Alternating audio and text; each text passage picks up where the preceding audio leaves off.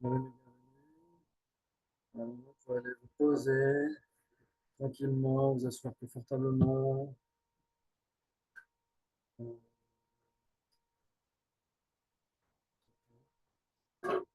Et on va essayer de méditer un petit peu. On va essayer de méditer un petit peu. Vous pouvez simplement vous asseoir confortablement, essayer de respirer tranquillement, avoir le dos le plus droit possible si possible, avec de la souplesse, de la flexibilité. Et puis, vous pouvez bien sûr visualiser votre source de refuge, quelle qu'elle soit, que ce soit votre maître racine, le Bouddha, qui que ce soit, et le visualiser sous la forme que vous voulez, sous sa forme ordinaire ou sous la forme de la déité, etc. C'est comme vous voulez. Il est fait de lumière, il est souriant, il est affectueux, il nous accepte exactement tel que nous sommes. Et son sourire est comme un rappel que nous pouvons obtenir son état. C'est comme s'il nous exhortait en nous disant, mes enfants, ne restez pas dans la souffrance, vous pouvez rejoindre mon état, etc. Vous avez le potentiel pour cela. Et donc, on va essayer de visualiser comme ça pendant quelques instants. Bienvenue, bienvenue. Je crois qu'il n'y a pas assez de calme pour pouvoir mettre. Il faut qu'il y ait au moins 4 calmes. Bonjour, bonjour. Salut, salut. Bonne Salut, méditation. salut.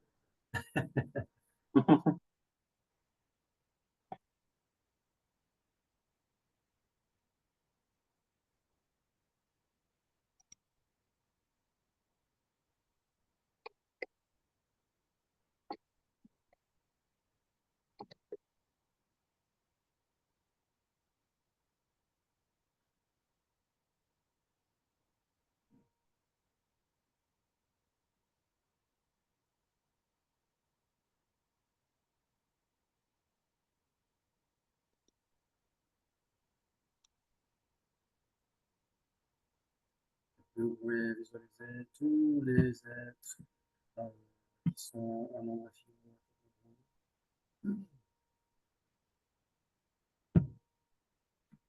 Tous les êtres en nombre inconcevable. Tous les êtres à qui nous devons tout. Ce précieux corps humain, la nourriture, le logement, les vêtements, le confort, l'écoute, l'harmonie, etc.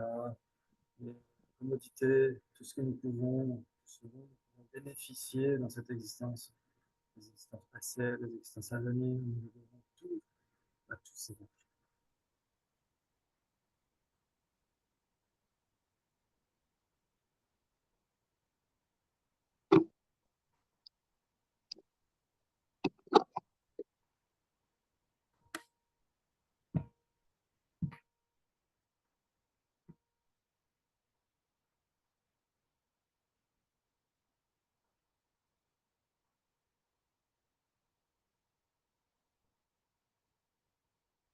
Tous les bienfaits à court terme, à long terme, nous devons tout à tous les êtres, les bienfaits à court terme, nos familles, nos amis, etc. Les bienfaits à long terme, toutes les personnes difficiles nous permettent de repousser notre zone de confort, nous permettent de repousser nos limites, nous permettent de faire un check-up intérieur, de voir où nous en sommes, jusqu'à quel point nous avons de la stabilité, jusqu'à quel point nous avons besoin de continuer à progresser.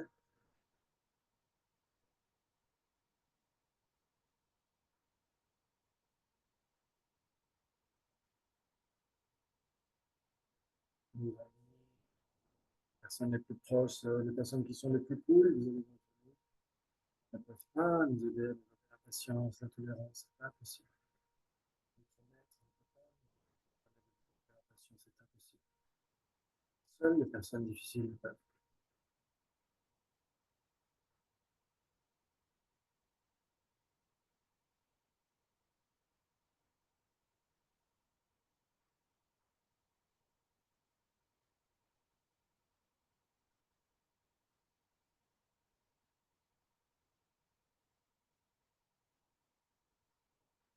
Penser à tous ces êtres, les proches, les personnes indifférentes, les personnes difficiles, justement, grâce auxquelles on atteindra l'éveil. C'est grâce à elles qu'on pourra vraiment pousser nos limites, développer la patience,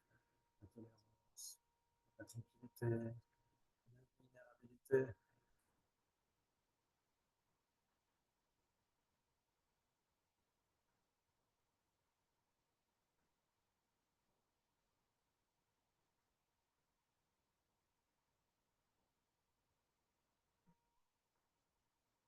Et la compassion aussi, parce qu'elle nous invite à comprendre la situation, à comprendre notre situation aussi. On était dans leur cas, incalculable de fois.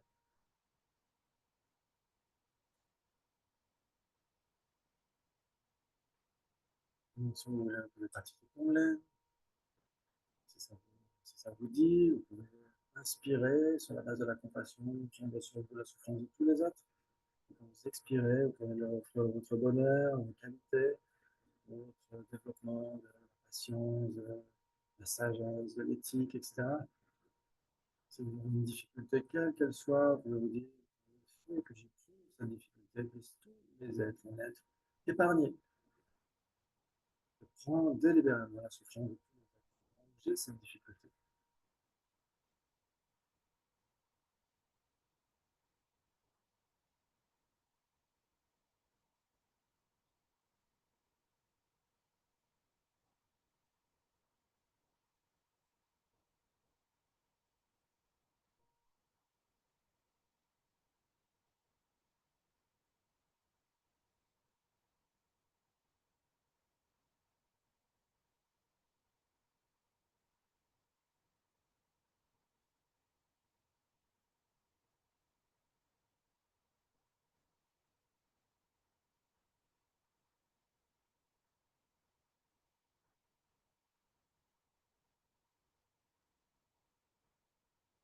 Vous pouvez visualiser progressivement que leurs difficultés, leurs karmas négatifs, leurs non-vertus, leurs problèmes psychologiques, physiques, etc., s'épuisent progressivement, fondent comme un iceberg.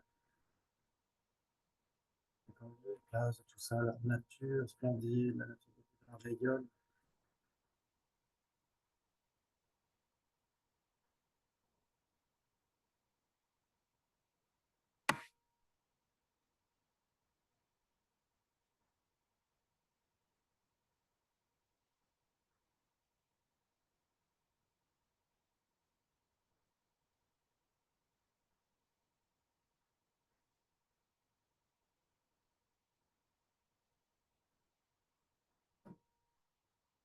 Et puis, dans quelques instants, essayez de cultiver vos digitales, essayez d'obtenir l'état d'éveil pour le bien de tous les êtres sans exception.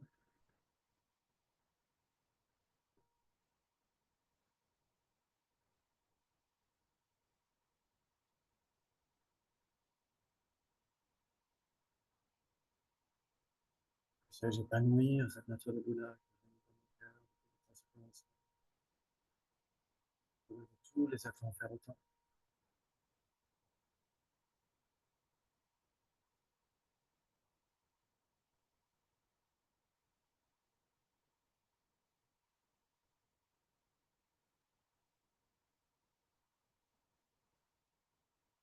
Puissions-nous, moi et les êtres, éradiquer les voiles de notre esprit, l'égocentrisme et la saisie du soi. Éradiquer tout ça grâce à l'altruisme, le bodhisattva et la sagesse de la vacuité.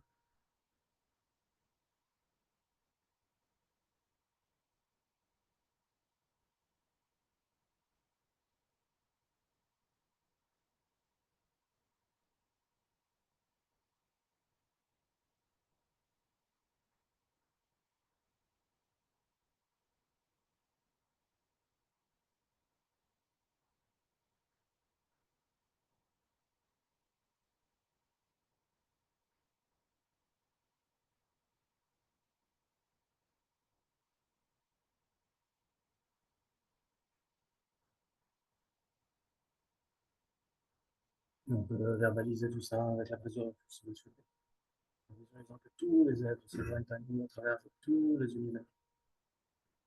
Sangye Chödam Soki Chonam La Chonju Valduda Nikyatsuchi Dagi Jinzo Gibe Tsoknanki Noram Panchik Sangye Shu Sangye Chödam Soki Chonam La Chonju Valduda Nikyatsuchi Dagi Jinzo Gibe Tsoknanki Dora Benjire Sangye Ruba Jo Sangye Chegan Soki Chonama Chonjo Babu Gani Kyatsuchi Dagi Jinso Gibe Chognan Gi Dora Benjire Sangye Ruba Jo. Notre source de refuge est extrêmement satisfaite. Notre maître rêve de cela pour nous tous les heures depuis des temps sans commencement. Mais le fait de nous voir enfin nous diriger vers la porte de sortie, vers l'épanouissement total de ce potentiel magnifique qui règne au cœur de notre être, à nous, tous les êtres. Ils font lumière, féliciter l'acuité, et pour nous aider à stabiliser, renforcer, bénir ces attitudes extrêmement saines que sont l'aspect vaste avec la bodhisattva, l'aspect profond, la sagesse de la l'acuité, vient se fondre en nous comme un flocon de neige à la surface d'un lac.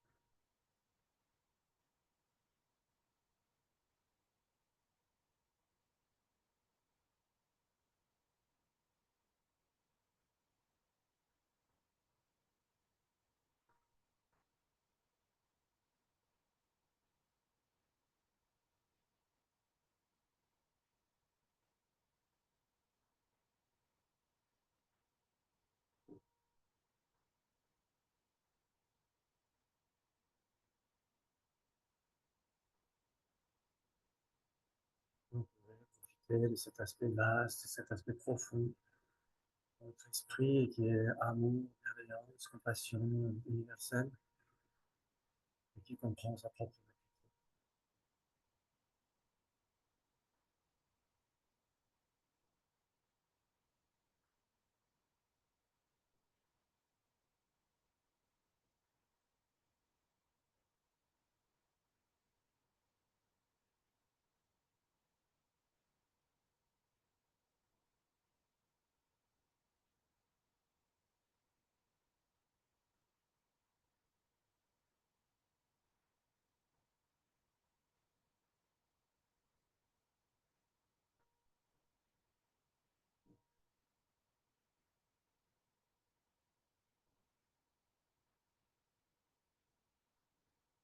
Dans ce temps de méditation, vous pouvez essayer de voir tout comme un arc-en-ciel, comme un spectacle de magie, tout comme un qui se manifeste pour le bien de tous les êtres. Donc continuons de certifier sa vacuité.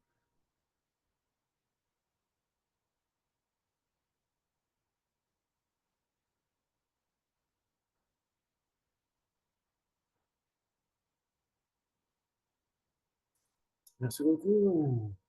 Jinpa, Oui, je m'excuse, mais on t'entend vraiment mal. Il y a souvent le son, il décline très très bas, ou bien c'est comme si tu parles dans un bocal. On va pas pouvoir suivre si ça reste comme ça. essayez de... Est-ce que Là, les Oui, c'est autres sur Zoom, vous entendez aussi comme ça ou c'est que nous? oui, oui, c'est pas super, ouais. Ah. Ouais. non, J'ai pas retenu. Je n'ai pas voulu intervenir pendant la méditation, mais j'ai oublié c'est un peu le de... bocal. La cause et l'effet. Ah, Il ici. faut trouver le cause du bocal, ouais. Oui, c'est tout à fait mal. Dessus, c'est sur micro. Ah oui, c'est là. Ok, et peut-être des fois même de le... Et là, vous devriez m'entendre beaucoup mieux, non? Ah là, super 5 sur 5, comme Oui, hier, encore mieux. merci beaucoup. Mieux que sur place, même. Merci d'en avoir parlé, sinon on aurait eu toute la session comme ça, sans micro. Merci, Yannick. Non, non, Ouais. j'allais dire quelque chose, mais j'ai pas voulu intervenir dans la méditation parce que ça va faisait mal, quoi. Donc là, c'est mieux, non? Oui. Ouais, Grave. 2 sur 5. Ok, merci beaucoup de nous y avoir fait penser. Excellent. Ok, très bien. Donc sinon, la méditation, ça a été quand même, vous avez un petit peu entendu quand même ou pas? Non? Ok, ok, Si, désolé. si, on a compris le principe, ouais, ouais. Dommage parce que si vous aviez entendu, vous auriez obtenu l'éveil. Voilà. Non, non, c'est bon. On a loupé l'éveil. Oh C'est là là, ballot. c'est ballot. C'est ballot. Bah, on va recommencer. Exactement. Très Voilà. bien. Et donc, On était presque on était presque comment dire, sur le voie de la vision, mais alors là, on ouais, recommence tout maintenant. ouais, là, il n'y a plus qu'à tout refaire. Ah, c'est ballot. C'est ballot. Ouais, c'est ballot. Mais juste Très bien. au niveau du son, là, ça grésille, c'était presque mieux avant que tu viens de brancher un dernier truc, non? Alors, voyons voir. Il y a un grésillement. Là, c'est bien sur le micro. Et peut-être qu'il faut, si je clique là-dessus, est-ce que c'est mieux ou pas comme ça? Non, là, c'est vraiment pire. Ah, c'est pire, ok. C'était mieux avant. Ok. Euh, Là, si je mets automatique, suppression du bruit automatique, c'est mieux ou pas? Là, ça a l'air pas mal, ouais. Ok. Ouais, Voilà, ça a l'air bien. Et là, si je mets élevé, est-ce que c'est mieux ou pas? ouais, Ouais, Là, c'est mieux légèrement. ou pas? Il y a encore ce grésillement ou pas? Non? Chez moi, non. ça a l'air Ok. bien. Donc là, c'est mieux. Donc, il faut mettre élevé. Alors, suppression du bruit élevé. Ok. Mhm. Impeccable. Comme ça, on saura pour les prochaines fois. Ouais. C'est cool. Là, ça va? Il y a moins de grésillement? C'est Bien. plus Ouais, clair? c'est parfait. Ouais, génial. Excellent. C'est super. Très bien. Donc, on peut commencer maintenant à se poser la question de ce qu'on a évoqué hier.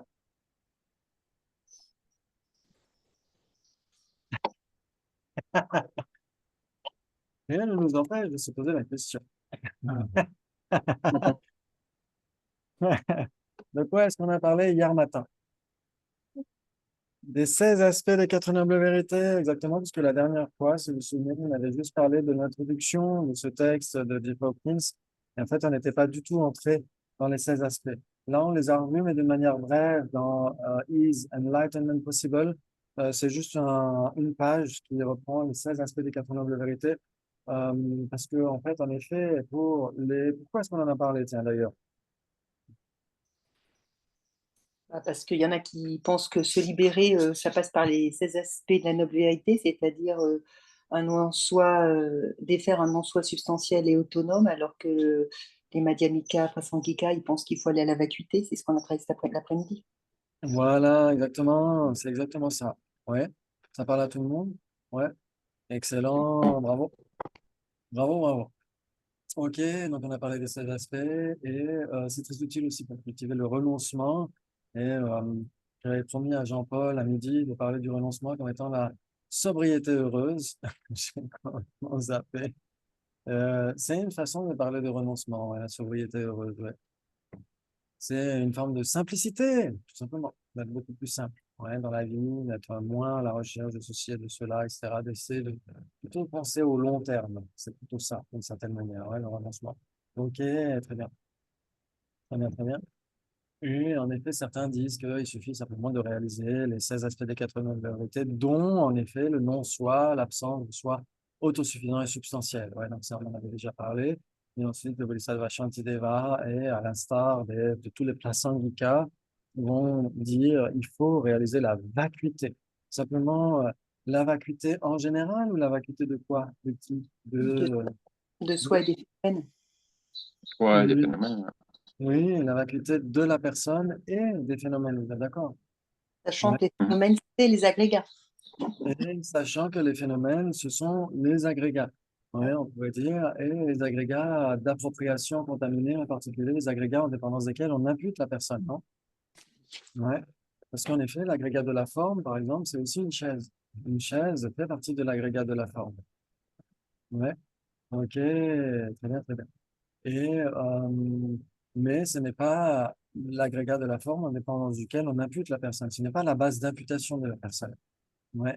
Ok, très bien. Et donc ensuite, on a dit qu'il y avait plusieurs raisonnements parce que la vacuité n'est pas évidente. C'est même le contraire de la vacuité qui se manifeste à nos consciences. Ouais, ouais.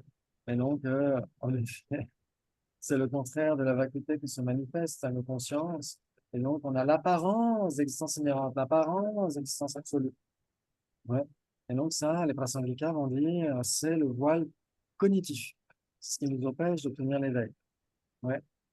C'est très subtil. Ouais, c'est très subtil. C'est ce qui se manifeste du côté des objets, on pourrait dire d'une certaine manière. Et la saisie d'existence inhérente, c'est plus grossier. Et c'est ce qui constitue le voile afflictif. Ouais, c'est ce qui se passe du côté du sujet. Est-ce qu'on adhère à ça ou pas? Est-ce qu'on va dans le sens de l'apparence ou pas? Ouais, donc forcément, le plus grossier est plus facile à éliminer que le plus subtil.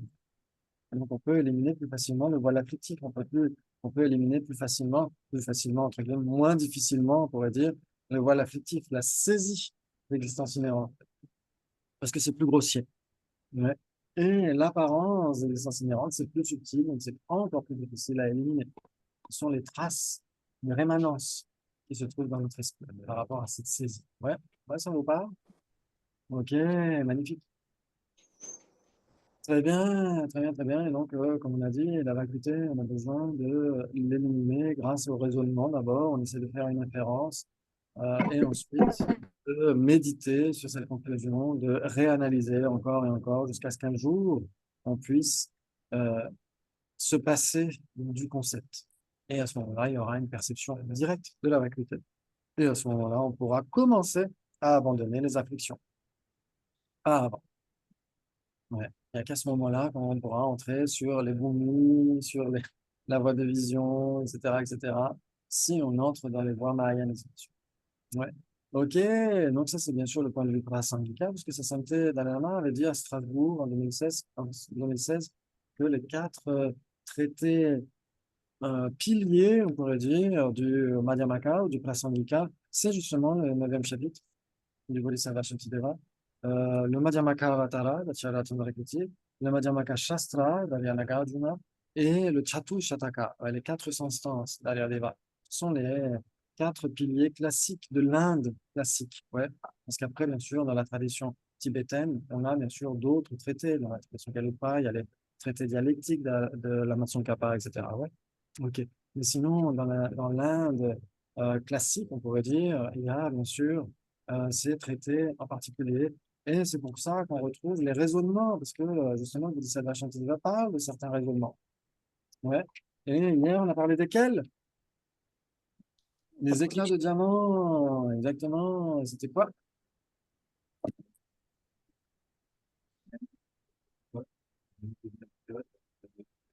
Exactement. Que les phénomènes ne naissent ni d'eux, ni d'autres, ni des deux à la fois, ni d'eux-mêmes, ni d'autres, ni des deux à la fois, ni sans cause. Ok, donc dans ce cas-là, les éclats de diamant, ça renvoie uniquement au phénomène produit. Donc on a un problème. Quoi? On, on a un problème parce que les éclats de diamant ne réfutent que la production inhérente. Et donc ça ne renvoie qu'au phénomène produit.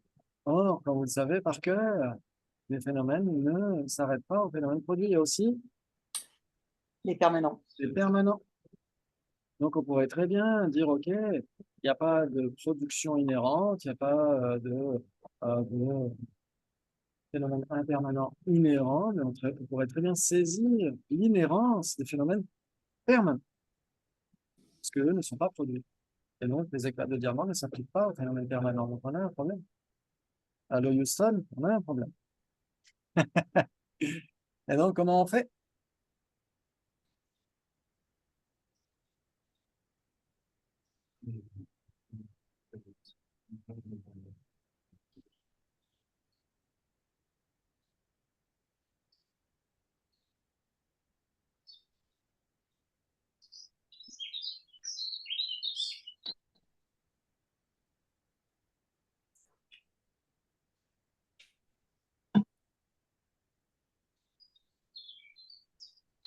La première strophe, tu veux dire, ce qu'on avait vu hier, ni de soi, ni d'autre, ni des deux, ni sans cause.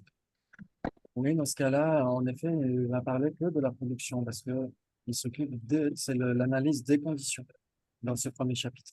Mais dans l'hommage où il rend hommage au Bouddha qui est le parfait orateur, euh, euh, qui parle de la production dépendante selon laquelle il n'y a ni unité, ni altérité, ni venue, ni aller, ni production, ni cessation, ni permanence, ni annihilation. Donc, les huit objets de négation, dans ce cas-là, il parle de tous les phénomènes. C'est ça qui est génial, non? Mais dans le chapitre 1, il ne parle que des causes, des conditions. Donc, c'est là où il ne parle que des impermanents. Ouais. Alors, la vacuité de la vacuité, ça pourrait en faire partie d'une certaine manière, puisque la vacuité est permanente, en effet. Mais en effet, il faut aussi s'attaquer à la saisie d'existence inhérente, parce que Si vous regardez, par exemple, dans l'enseignement du Bouddha de Walpola Rahula, à un moment donné, il en parle, il cite le Dhammapada, avec lequel le Bouddha dit Sarva Samskara Anityaha. Ouais, tous les composés sont impermanents. Et ensuite, dans le Theravada, on dira tous les composés sont souffrance. Mais ensuite, tous les phénomènes sont dénués de soi. Ouais. Donc, pas que les produits, pas que les impermanents. Tous les phénomènes sont dénués de soi. Et c'est ce que dit Walpola Rahula. Il dit sinon, on pourrait concevoir le nirvana comme l'absolu. Le nirvana est permanent. Et donc, si on pense que la production dépendante n'est que de la production dépendante, les non-produits auraient une existence indépendante, auraient une existence inhérente, dont le nirvana. Et donc, il dit non, il n'y a pas d'absolu. Le Bouddha le dit, tous les dharmas sont totalement vides, sont totalement dénués de soi. Ouais. Sarva dharma anatmaha. Ouais. Ou anatmaka, c'est pareil. Ok, donc ça veut dire que tous les phénomènes sont dénués de soi, même les permanents. Oui, Sabine? Dharma, c'est synonyme de phénomène Ouais, existant? exactement. C'est le mot sanskrit pour phénomène. Ça peut vouloir, il y a 10 sens en sanskrit de dharma, mais ça renvoie surtout ici à phénomène, à existant. Ouais. Merci. Et donc, en effet, tous les phénomènes, qu'ils soient produits ou non produits, sont nécessairement vides d'existence inhérente ou d'existence indépendante. Mais les non produits ne dépendent pas de cause, parce qu'ils ne sont pas produits. Vous êtes d'accord? Oui. Ouais. Et donc, c'est pourquoi on avait dit hier que ah, ok, ça marche. Et les niveaux de dépendance, exactement.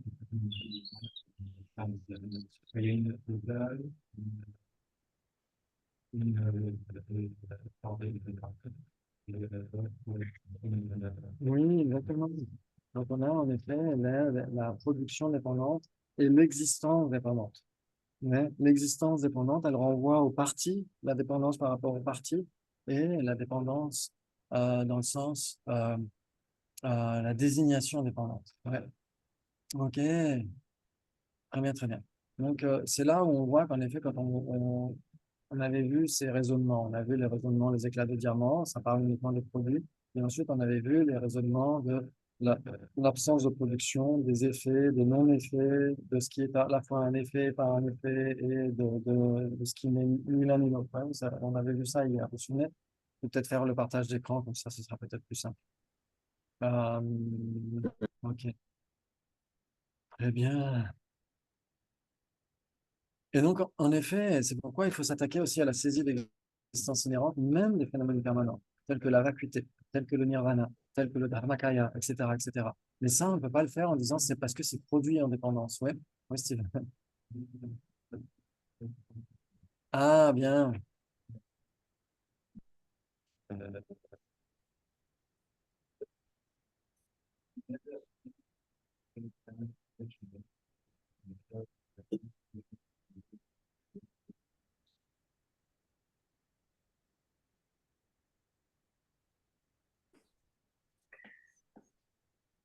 Exactement.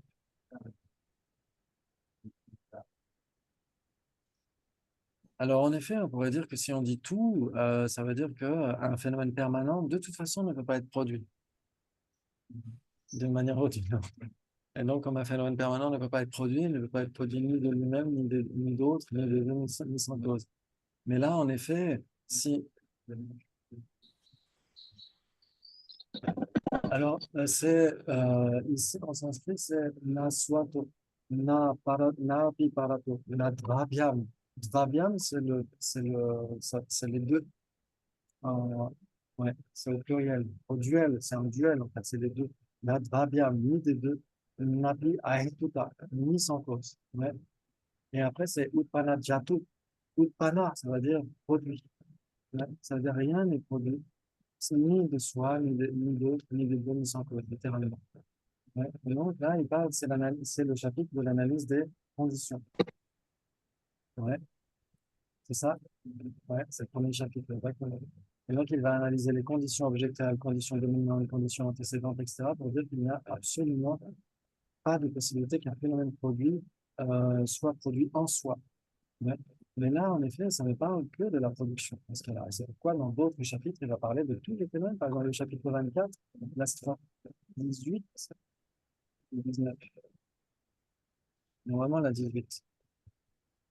On nous dit, puisqu'il n'est aucun phénomène qui ne soit dépendant, il n'est aucun phénomène qui ne soit lié. Et là, on fait part de tous les phénomènes. On a- C'est ça.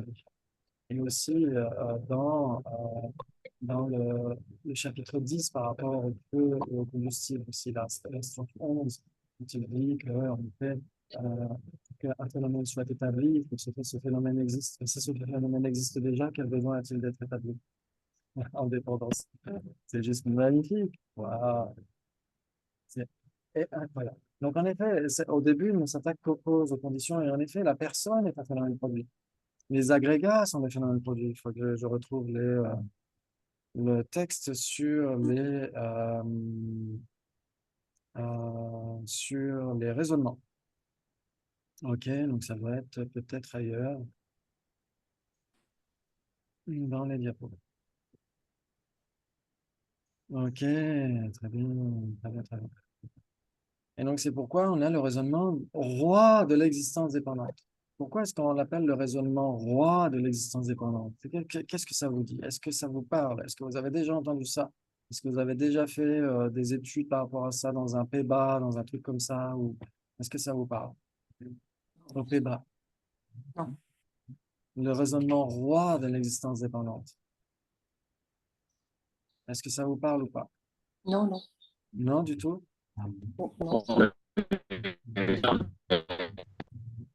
Ok, très bien.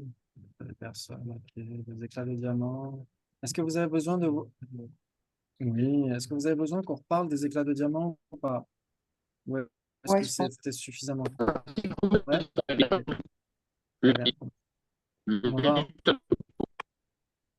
Ouais, Ouais, il y a un problème ça grésille pour toi, Daniel, ouais. de Le son est très mauvais chez toi, Daniel.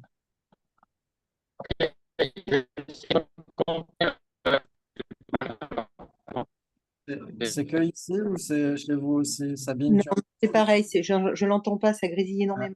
ouais, Ok, attends 2 secondes. Alors. ouais, ça marche.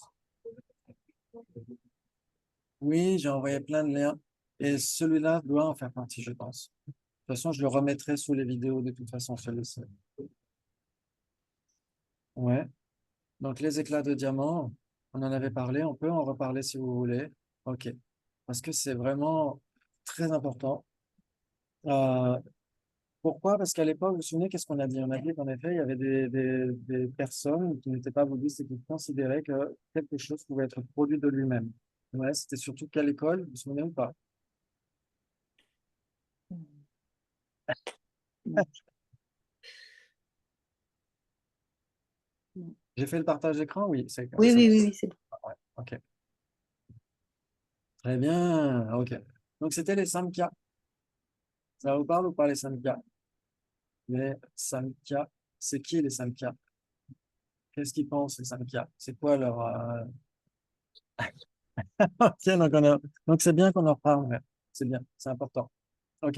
Donc, qu'est-ce qu'ils disaient? Eux, ils disaient que les manifestations, par exemple les tables, les êtres, etc., le corps des êtres, les environnements, etc., c'est de la pâte à modeler. Ils ne le disent pas comme ça dans leur texte, hein. Mais pour eux, c'est fait à partir de la nature.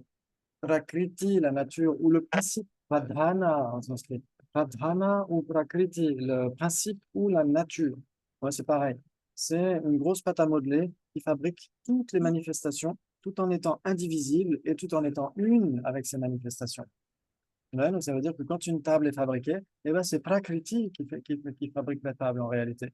Et donc la table, c'est Prakriti, c'est la nature. Et donc la nature se produit elle-même. C'est ça que ça veut dire. Ouais. Et donc, c'est comme si une pousse était produite à partir d'elle-même. Ouais. Et donc, vous vous souvenez des raisonnements qu'on a évoqués hier quand Acharya Dharmakirti a débattu avec eux, qui leur a dit, OK, à ce moment-là, pourquoi est-ce que vous portez du tissu, du coton, de tisser? Vous devriez porter des graines de coton, puisque l'effet est déjà dans la cause. C'est logique. Et même, comme on a dit hier, vous pouvez parler de manière un peu plus verte, en disant, vous devriez manger des excréments, puisque le résultat est déjà dans la cause.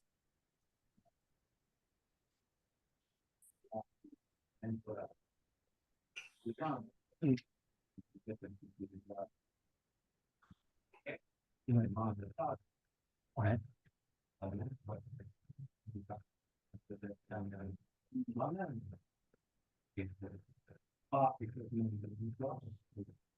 Pas exactement le même soi. Alors eux vont dire ça et vont dire que c'est pas exactement le même soi. Ça veut dire que l'effet est là de manière potentielle, déjà dans la cause. Alors en fait, justement, dans ces raisonnements, c'est ce que disait Acharya Dharmakirti. Il leur disait, bah, à ce moment-là, vous devrez porter des graines de coton parce que bah, l'effet, le tissu tissé, est déjà dans la cause. Et eux leur nous disaient, mais toi, tu ne le perçois pas parce que tu n'en es pas encore éveillé.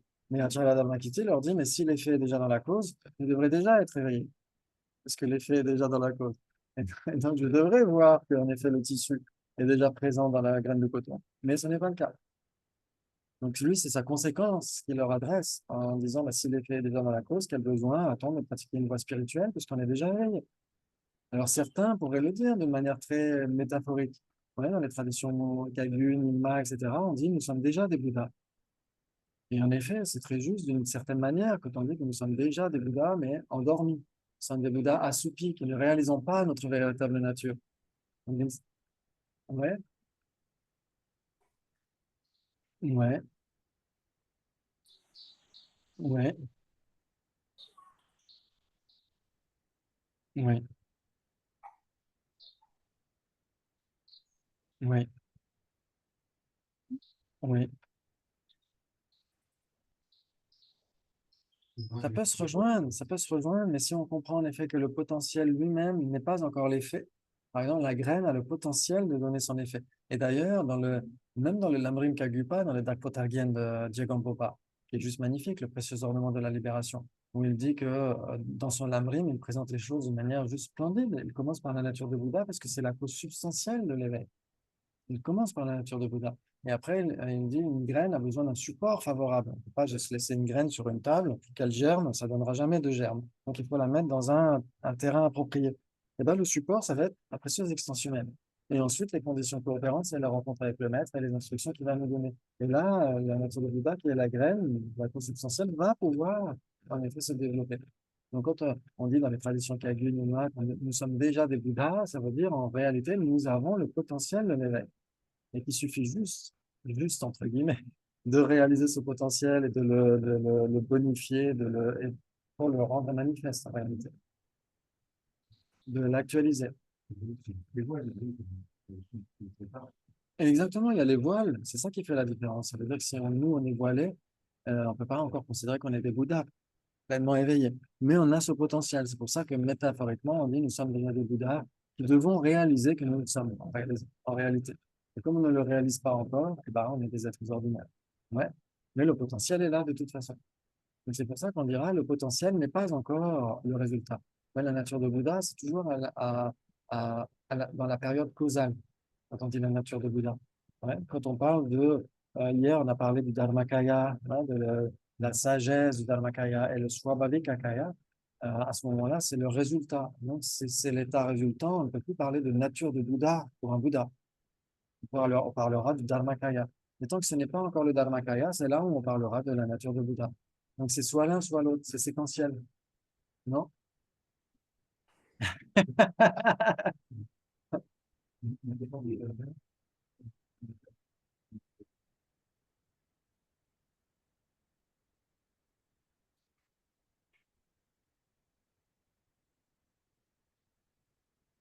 Oui,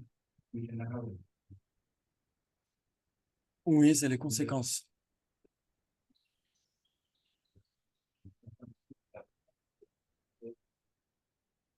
Oui, oui, c'est un peu ça. Ouais. Oui, exactement. Et cette nature, en effet, eux l'acceptent comme ça parce que les Samkhya, on les appelle les Samkhya parce que Samkhyati en sanskrit, ça veut dire qui compte, qui énumère. Et donc on les appelle les énumérateurs parce qu'ils énumèrent tous les phénomènes en 25 catégories. Et ces 25 catégories, initialement, viennent de Prakriti et de Purusha, la personne et Prakriti. Et donc on devrait réaliser pour eux, on doit réaliser pour obtenir l'éveil, que cette table, que vous, etc., que l'environnement, etc., n'est que Prakriti, n'est que la manifestation de Prakriti. Et à ce moment-là, tout se résorbe et à ce moment-là, on obtient le nirvana. Donc, d'une certaine manière, pour eux, on devrait comprendre que tout est fondamentalement la nature. N'est pas distinct, d'une certaine manière, n'est pas distinct fondamentalement de la nature. Mais forcément, c'est là où ça pose énormément de questions. C'est là où, justement, dans Recognizing Reality, Paul Getschel-Dreyfus se pose la question des universaux, les généralités, etc. Quel est leur lien avec leurs instances particulières? Et chez les bouddhistes, on ne peut pas accepter qu'une généralité euh, soit supérieure à l'ensemble de ses parties. Ouais, que le tout soit supérieur à l'ensemble de ses parties. C'est-à-dire que pour certains non-bouddhistes, comme bien sûr les Samkhya, mais aussi surtout les Neyayika, les Vaisheshika, etc., vont considérer que le tout est supérieur à l'ensemble de ses parties. Ils vont considérer, par exemple, que la généralité dinosaure continue d'exister. Ça veut dire, par exemple, la généralité dinosaure continue d'exister là où il n'y a plus de dinosaures. C'est ça qu'ils considèrent. La généralité est supérieure à l'ensemble de ces instances. Elle peut survivre à ces instances. Un petit peu comme ça, ouais, ça ressemble à ce que dirait Platon aussi d'une certaine manière.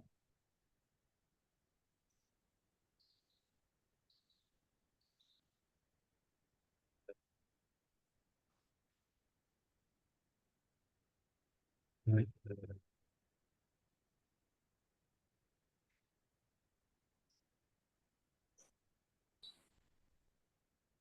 Oui,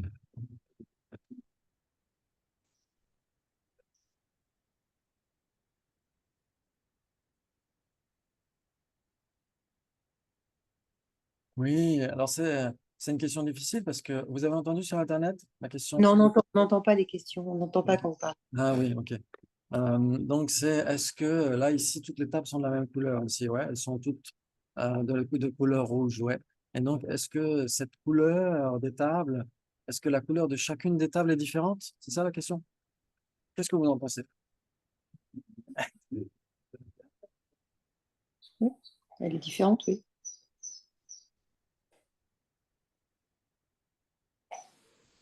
Ah, c'est deux couleurs différentes parce que c'est deux tables différentes. Comment faire?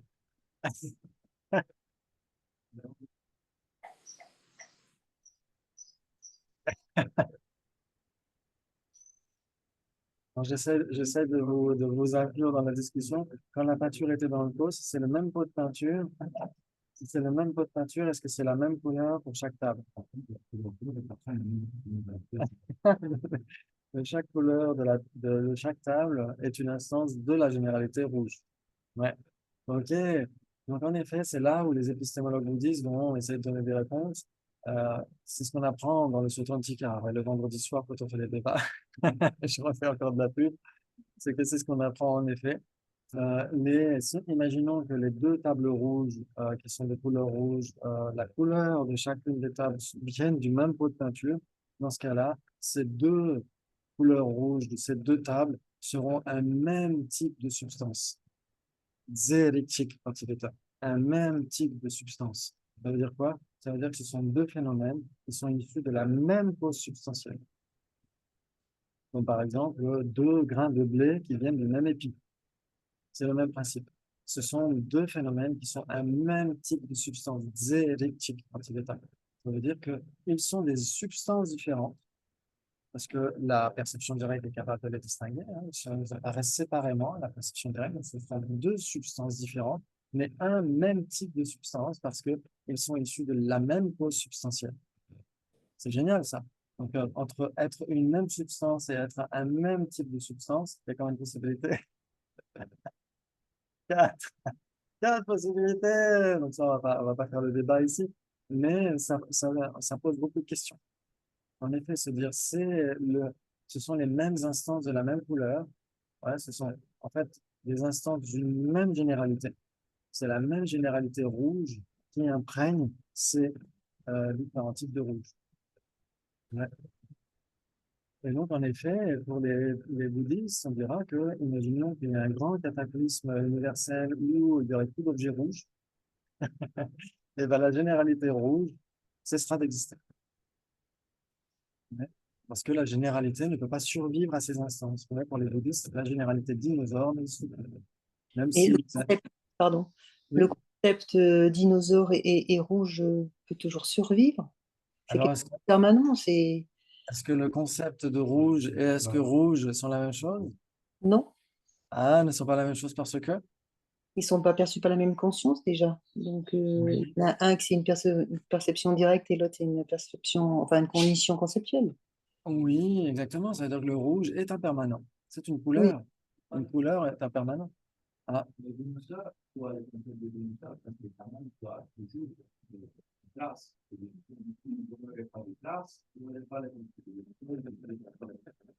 oui. Et est-ce que la trace d'un dinosaure est un dinosaure?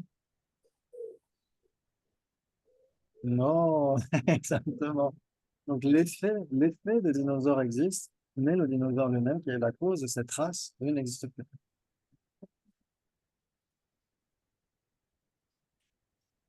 Exactement. Donc ça veut dire que on pourrait dire en philosophie bouddhiste que en général, les dinosaures existent, mais plus à l'heure actuelle. C'est-à-dire qu'en général, ça existe parce qu'on pourrait dire mon arrière-grand-mère existe en général, c'est un existant en général. Ouais, mais plus à l'heure actuelle. Elle n'existe plus à l'heure actuelle. Mais en général, elle existe. Si elle n'existait pas, je ne serais pas là. Donc c'est un existant en général, mais pas à l'instant T. Oui, c'est mieux. Mais sauf qu'en tibétain, on dirait juste Yeba, Chirtan Yeba. On dirait juste en tibétain, c'est un existant en général. Mais en effet, pourrait nous, en français ou en anglais, spécifier, elle existait, comme les dinosaures existaient. Et justement, si on dit exister au passé, ça implique qu'ils n'existent plus maintenant. Ils ont leurs descendants qui existent. Les poules sont les descendants des, des dinosaures. Les poules, les crocodiles, etc. Les reptiles, etc. Ce sont les descendants des dinosaures. Mais on ne les catégorise plus comme étant des dinosaures. Exactement.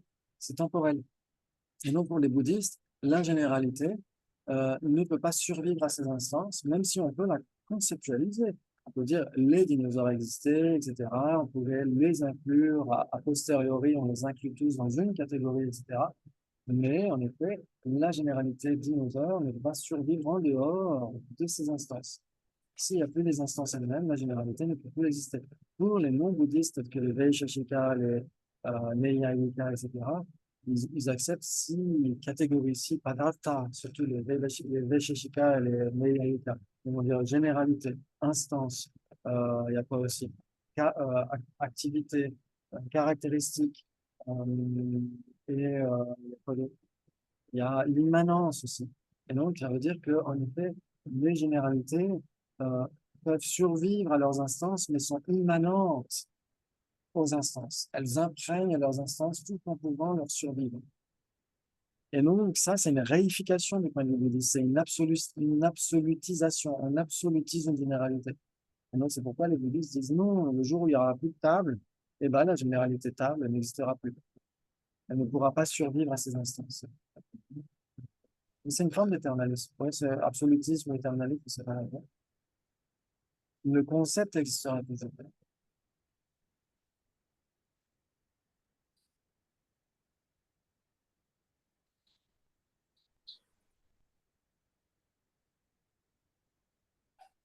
Pardon?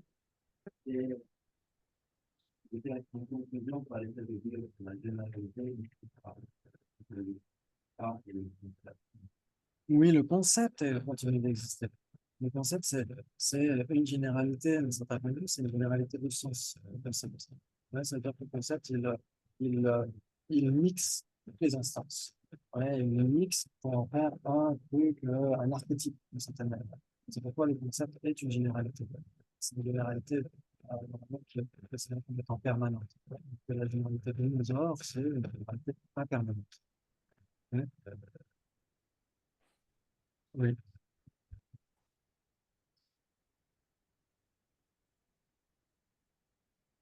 oui aussi.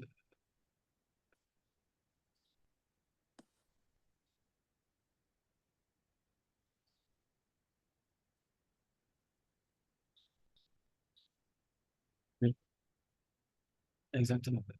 On peut l'appliquer à des choses très générales, à la démocratie, au vivre ensemble aussi. Je sais pas si Si vous avez vu, il y a une émission sur Arte qui s'appelle Les idées larges. C'est juste magnifique, c'est de la philosophie mais très pragmatique.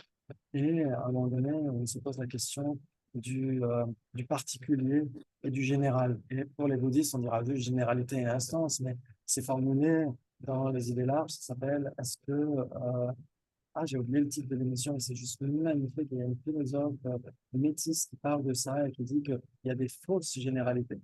Par exemple, certains extrêmes vont extrapoler certaines généralités à partir de certaines instances. Par exemple, de considérer que tous les Français doivent être blonds aux yeux bleus. C'est un truc comme ça, par exemple. Tous les Allemands devraient être blonds aux yeux bleus. Par exemple, à l'époque, le temps de la Seconde Guerre mondiale, c'était comme ça.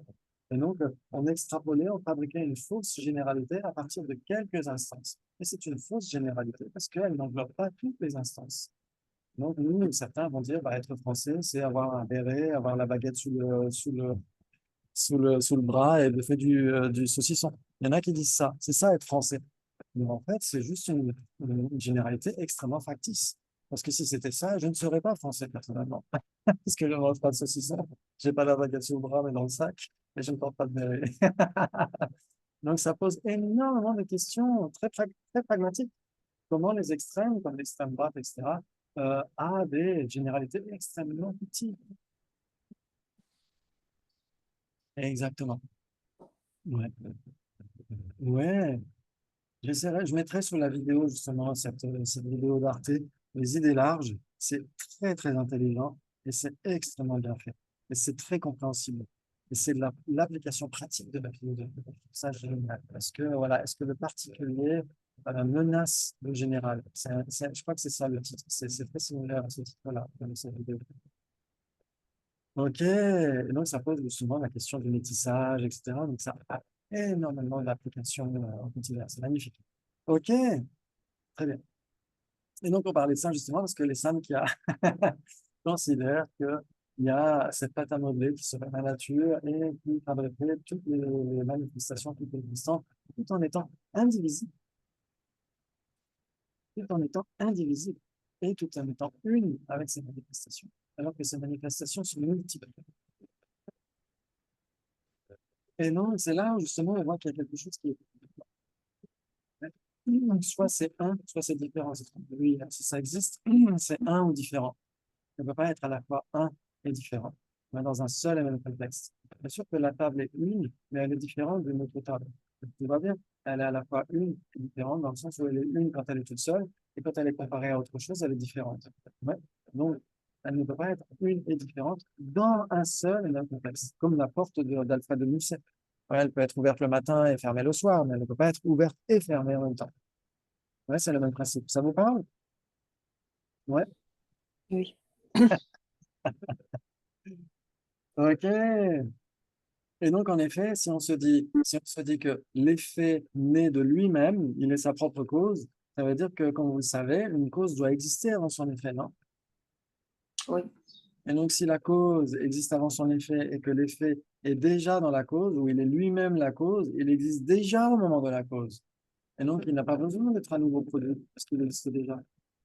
Quel besoin a-t-il d'être à nouveau produit s'il existe déjà?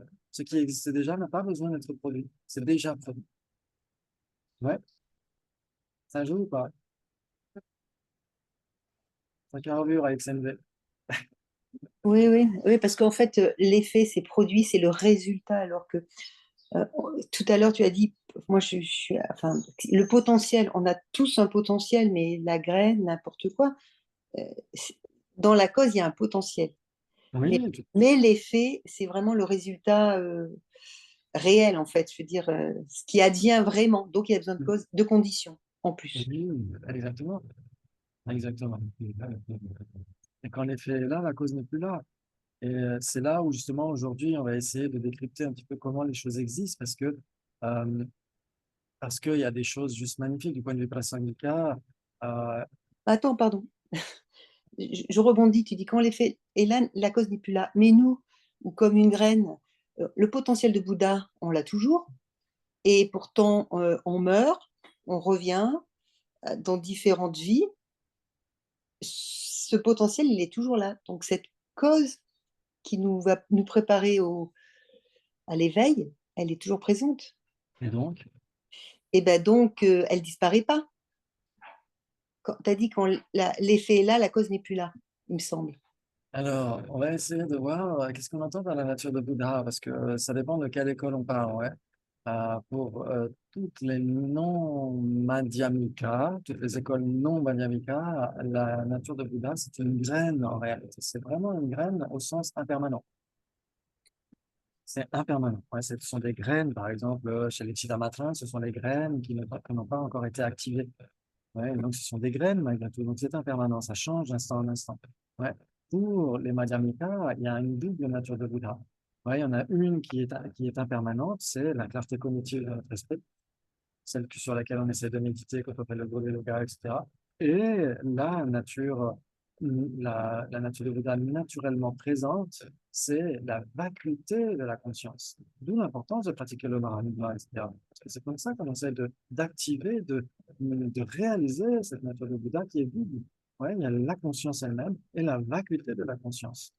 Et donc, quand on obtiendra l'éveil, la conscience deviendra le jnana dharmakaya, la sagesse omnisciente, et la vacuité de cet esprit deviendra le svabhavikakaya. Ce sera le dharma joyau dans toute sa splendeur. Ouais. Donc, en effet, on peut dire que la conscience change d'instant en instant, etc. Donc, ça veut dire que la cause qui est à l'instant précis de conscience va cesser pour donner l'instant de conscience immédiatement ultérieur. Hum. Et donc, il n'y a aucun souci par rapport à ça, non? Je sais pas, c'est comme si on avait un bagage et qu'on accumulait des choses, en fait, et que on se transforme, c'est sûr, mais on a toujours nos empreintes qu'on a avec nous, en fait. Oui. C'est toujours, c'est comme voilà, une valise où tu mets des trucs. Soit Oui. c'est réalisé dans cette vie, soit tu es là et tu continues. Mais c'est sûr qu'à chaque fois, tu es différent. Parce Oui. que ton bagage est différent. Les bagages, les empreintes et tout ce que tu as fait dans ta vie, en fait. Enfin, et dans les vies passées, évidemment. OK. Je sais Et pas. donc, Eh ben, pour moi, on est. Enfin, je sais pas comment m'exprimer. ouais. Dans les faits, euh, il y a quand même une cause enfin, je sais pas, qui est encore là. Je sais pas comment dire. Elle est- Bon, faut que je réfléchisse. Excuse-moi. On n'a pas eu encore l'effet qu'elle éveille. Mais chaque instant de conscience va nécessairement produire quelque chose. Un Mm. instant de conscience immédiatement ultérieur. Exactement. Comme une graine, par exemple, si vous prenez une graine, un pépin de tomate, vous le mettez sur une table, est-ce qu'elle est statique, cette graine? Non, elle va changer d'instant en instant. Donc, elle va donner la graine de l'instant d'après, qui va donner la graine de l'instant d'après. Donc, elle va produire quelque chose de toute façon. Mais elle ne va pas produire ce qu'elle est censée donner, genre le pied de tomate. Sauf si on la met dans la terre et donc il y a des conditions coopérantes seront données, comme dans le Lamrim de Djekampopa qui dit qu'on a la nature de Bouddha, qu'il faut la pression extensionnelle, la rencontre incarnée et la méditation de ces instructions. Et donc on pourra en effet faire en sorte que cette nature de Bouddha devienne le Dharmakaya. Ouais. Donc en tant qu'elle ne donne pas le Dharmakaya, en effet, elle va quand même continuer de se transformer, mais sans donner le fruit qu'elle est amenée à donner de manière splendide, de manière façon de parler. Ouais. Mm. Comme la graine, le pépin de tomate qu'on met dans un écrin, etc. Et donc, il va se transformer, donner le pépin de tomate de l'instant d'après, donner le pépin de tomate de l'instant d'après, etc. Donc, continue de se transformer, donc continue d'être une cause. Mais au sens ne donne pas encore son effet plein et entier, qui est le pied de tomate. Ouais, c'est un peu comme ça qu'on pourrait voir les choses. Donc, en effet, notre esprit, notre conscience mentale, etc., dans l'instant présent, etc., qui continue de donner l'instant présent, l'instant d'après, l'instant d'après, l'instant d'après, ça, c'est la nature à développer, la nature de Bouddha à développer, parce que c'est elle qui va donner les corps de l'éveil qui sont impermanents, le Sambhogakaya, Nirmanakaya, etc., la sagesse omnisciente de Bouddha. Et donc, parce que c'est impermanent. Mais la vacuité de cette conscience, ça va donner le Svabhavikakaya. Ouais. Hein, cette Question. vacuité de l'esprit, elle est permanente, puisque c'est une vacuité. Ouais. Mm. Mais Florian. Euh, quand Sabine a parlé de l'histoire de la valise, en fait, tout à coup, je me suis dit, et je sais pas si c'est juste justement, que la valise, en fait, c'est l'inverse. Elle est pleine au début, et nous, on veut arriver à la vacuité de ce plein. Donc en fait, on la vide plutôt à mesure. Donc il y a toujours le potentiel de ce vide depuis le début, mais tant qu'elle n'est pas complètement vide, elle n'est pas vide. Est-ce que c'est pas Non, mais est-ce que c'est pas plus juste de voir ça comme ça pour comprendre Oui, qu'en fait le potentiel il est là tout le temps, mais tant que le potentiel il n'a pas été entièrement développé, il est pas, c'est pas, comment dire, ouais, mm, il n'y a pas ouais, l'effet complet en fait. ouais. Il y a les deux visions ne sont pas contradictoires parce qu'on a des voiles, comme on a dit. Ces voiles, il faut les abandonner. Et donc, Mhm, il y a des détritus qu'on a dans la valise qu'il faut éliminer de la valise. Ces déchets, il faut les enlever, il faut les mettre à la poubelle. Ouais. Mais en effet, cette valise va être remplie de tous les souvenirs de nos voyages. On va acheter un bibelot et un autre bibelot et un truc, etc. Et donc, dans ce cas-là, oui, on remplit aussi la valise. Ouais, par exemple, quand on développe l'altruisme, la compassion, la sagesse de la vacuité, tout ça doit se développer, va se développer, ouais, au fur et à mesure de mon méditation, etc. Donc, il y a des choses qu'on développe et il y a des choses qu'on abandonne. Ouais. Donc, les deux ne sont pas contradictoires, les deux visions ne sont pas contradictoires. mhm, Ouais. D'autant plus que dans toute chose, je ne l'ai pas dit, mais c'est sûr que chaque chose a son pendant, c'est-à-dire, comme hier on disait, la vacuité va dans toute chose, dans tout existant, donc elle est comprise dans tout ce qu'on a, en fait, avec nous. C'est comme si on... Mais on n'arrive pas à la enfin, oui, on n'arrive pas à la développer, en tout cas. Ouais. Enfin, il me semble. Ouais. Comme la nature, qui comprend tout. Oui, d'une certaine manière. Alors, en effet, la vacuité, elle imprègne toute chose. Ouais, elle imprègne toute chose, mais malgré tout, elle n'est pas indivisible. Elle a des parties. C'est ce que dira Lama Tsongkhapa dans le Parabsel, dans son commentaire au Madhyamaka Avatara. Elle dira en effet que tous les phénomènes permanents, eux aussi, dépendent pas de cause, mais de leur partie. Et la vacuité elle-même, elle a des parties. C'est ça qui est génial. Donc, elle dépend. Donc, elle est vide, l'existence indépendante. Et comment elle peut avoir des parties? Je comprends bien que l'espace a des parties, l'est, ouest, etc. Mais la vacuité, c'est quoi ces parties? Alors, par exemple, la Nation Kappa dira, justement, j'ai le texte quelque part, et on avait peut-être essayé de le voir, c'est par rapport aux phénomènes composés. Il dit d'abord, maintenant qu'on a essayé d'établir que les phénomènes composés sont vides d'existence inhérente, maintenant, on peut essayer de comprendre que même les phénomènes incomposés sont vides d'existence inhérente. Il dira, par exemple, la vacuité, on essaie de réaliser, par exemple, imaginons un aria qui réalise directement la vacuité. Il y a la vacuité qui est réalisée à l'instant A, la vacuité qui est réalisée à l'instant B, à l'instant C, etc. Et donc, ce sont les parties de cette vacuité qui est réalisée par cette perception de vacuum totale. C'est des moments séquentiels, en fait. Ouais, exactement. Elle-même n'a pas de moment séquentiel, mais cette vacuité qui est réalisée par quelqu'un, et qui est réalisée par quelqu'un de l'instant d'après, et de l'instant d'après, etc., seraient les parties de cette vacuité.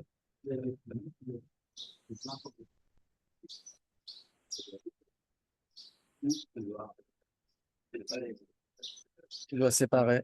Comment ça? Oui, oui, oui, exactement. Exactement. Ça veut dire que ultimement, il n'y a pas de partie, il n'y a pas de il y a même pas de vacuité ultimement. Il n'y a rien ultimement. Si? Il n'y a rien de façon inhérente. Parce que si ultimement, ça veut dire quoi? Essayez de me souvenir de ces deux trucs-là. C'est Vénéra Gendambil qui en parle pour des retraites de petit tas. C'est que vous soumettez d'abord une table, vos clés, ou vous-même à la machine à rayon X conventionnelle. Qu'est-ce que vous trouvez? Les clés. Exactement. Maintenant, vous soumettez ces mêmes clés à la machine à rayon X ultime. Qu'est-ce que vous trouvez? Rien. Vous ne trouvez pas ce que vous cherchiez initialement. Vous ne trouvez jamais ce que vous cherchiez initialement. Ce que vous trouvez finalement, c'est la vacuité d'existence ultime des clés. C'est ça que vous trouvez. Mais ce n'était pas cherché initialement. Parce que si à son tour, maintenant, vous soumettez cette vacuité à la machine à rayon X ultime, qu'est-ce que vous trouvez? La vacuité de cette vacuité. Exactement, tout à fait. Ouais. Donc ça veut dire que si vous trouviez vos clés ultimement, elles auraient une existence ultime. Ouais, exactement. Et certains ont dit même, puisque la vacuité est trouvée à l'issue d'une recherche ultime, vous soumettez vos clés à une recherche ultime, et qu'est-ce que vous trouvez? Pas les clés, mais la vacuité des clés. Et certains ont dit, eh ben, la vacuité existe ultimement, puisqu'elle est trouvée à l'issue d'une recherche ultime. Mais on va dire, non, non, attention, elle n'était pas cherchée ultimement. Elle est trouvée, comme par exemple, je me souviens quand je cherchais dans le coffre à jouets, dans le KGB à la maison, il y a longtemps. J'ai cherché un jouet dans le coffre à jouets et je ne le trouvais jamais, je trouvais nécessairement autre chose. Et donc, je jouais avec un autre jouet, parce que je trouvais jamais le premier. Et donc, là, c'est le même principe. On trouve ce qu'on ne cherchait pas initialement. Ouais. Et donc, on trouve la vacuité des clés, mais ce n'était pas ce qui était cherché, la vacuité. C'était les clés ultimes qui étaient cherchées. Et on ne les trouve pas, on trouve leur vacuité. Maintenant, si on soumet cette vacuité des clés à la machine à rayons X ultime, on ne la trouvera pas non plus, puisque rien ne résiste à l'analyse ultime, à même la vacuité. Si ça résistait à l'analyse ultime, ça aurait une existence subtile. Et certains ont dit ça. Certains ont dit, puisque la vacuité est trouvée à l'issue d'une analyse ultime, elle a une existence absolue. C'est un absolu, c'est une vérité absolue. Et ça, c'est pas du tout accepté par la plupart des personnes. Ouais, puisque la vacuité elle-même est vide. Elle est vide d'existence inhérente ou indépendante. Pourquoi? Ouais, la vacuité d'une table dépend de quoi? De la table. S'il n'y a plus la table, il n'y a plus la vacuité. Pas de bras, pas de chocolat. C'est génial. Et donc la vacuité elle-même est vide. Tout est vide. Non? C'est vide d'existence inhérente. Voilà, vide. Exactement, tout à fait. Tout à fait, parce que qu'est-ce qu'on cherche? Est-ce que dans la machine à rayons X ultime, on cherche des clés ultimes? On cherche des clés absolues. On cherche des clés indépendantes. C'est ça qu'on fait. Non. L'objet des négations, la recherche d'Ariana Gadma, comme on l'a dit hier. Tiens, bah justement, tiens, on l'a ici, la strophe. On l'a cherché tout à l'heure en français. Jamais, nulle part, rien qui surgisse, ni de soi-même, ni d'autre chose, ni de deux, à la fois, ni sans cause. C'est la strophe. Exactement. Qui surgissent. Ouais. Qui surgissent, ça veut dire, pas non, ça veut dire qu'ils soient produits.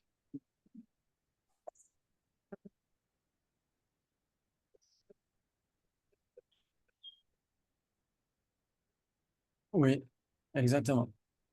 Les phénomènes permanents ne sont pas produits. Et en effet, souvent, on dit, il y a ce jeu de langage qui peut exister parfois, même sur Facebook, il n'y a pas longtemps, quelqu'un a dit en effet, everything is impermanent. Et moi, j'ai rajouté un espace entre every et thing, parce que thing, c'est functioning thing, ça veut dire juste impermanent. Ouais, et donc, forcément, si on lit en anglais everything, ça veut dire tout, absolument tout, même les permanents. Oh, ça ne joue plus. Mais si on dit everything, chaque chose, toute chose produite est impermanente, là, ça joue. Mais en français, si on dit tout, ça veut dire tout. Ça veut dire non seulement les impermanents, mais aussi les permanents. Ouais, ok. Mais en effet, surgir, arise, ou être produit, etc., ça, c'est uniquement pour les permanents. Mais en effet, on verra par exemple dans le Grundbotzegen, le texte sur les écoles philosophiques de Giancarlo Pedoge, ouais, c'est Beautiful Adornment of Montmeu en anglais. Il le dit littéralement, il dit que pour les prasangika, condition n'est pas égale à cause. Par exemple, les parties de la table sont des conditions nécessaires de l'existence du tout, mais ne préexistent pas à la table, ne causent pas la table dans le sens où on n'a pas d'abord les parties de la table et ensuite la table, sauf chez Ikea. Mais en réalité, la table telle qu'elle existe là avec ses parties actuelles ne causent pas la table. Sinon, les parties existeraient avant le tout, parce que les causes doivent exister avant le tout. Donc, elles conditionnent la table dans le sens où ce sont des conditions sine qua non. Si on retire les parties, il n'y a plus. Donc, c'est pourquoi pour les prasangika, condition n'est pas nécessairement égale à cause. C'est magnifique ça. Et quand Sasante rend hommage à Acharya Chandrakirti dans son hommage aux 17 pandits de Nalanda, il le dit littéralement, il dit Tende Ken, il dit Patsamniki. Il dit je rends hommage à Acharya Chandrakirti, etc., qui élimine les deux extrêmes grâce à la simple conditionnalité. Yen, il dit Patsamniki.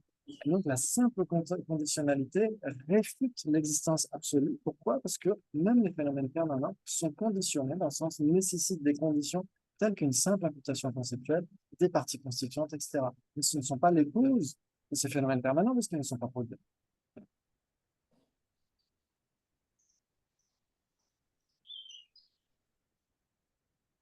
Exactement, tout à fait. Pour les prasangika, les parties d'un phénomène sont des conditions sine qua non de l'existence du phénomène, mais ne sont pas les causes parce qu'elles ne préexistent pas autour de les parties de la table, elles n'existent pas avant la table. Oui, ce chapitre. Pratyaya, ouais. Les causes dans le sens littéral de cause, exactement. Tout à fait. Parce que justement, il parle de ces quatre causes dans la Dharma, les hetu pratyaya, les causes, les conditions causales. Ensuite, alambana pratyaya, la condition végétale, adipati pratyaya, la condition dominante, et samanantara pratyaya, la condition immédiatement antérieure. Donc, les quatre pratyaya au sens littéral de cause. Exactement. Oui, tout à fait. Parce qu'il parle justement des conditions objectives, une perception visuelle, conditions la faculté et le moment immédiatement précédent de conscience. Donc, ça, c'est nécessairement les causes au sens littéral. Exactement. Ouais. Mais après, c'est surtout justement dans, pour attirer l'attention de Rakiti, etc., et les maîtres qui vont interpréter les prasangika, quand on dit que tout est dépendant, même les phénomènes permanents dépendent d'une désignation dépendante, ouais, d'une conceptualisation. Et là, ça fait partie des conditions de l'existence de la table.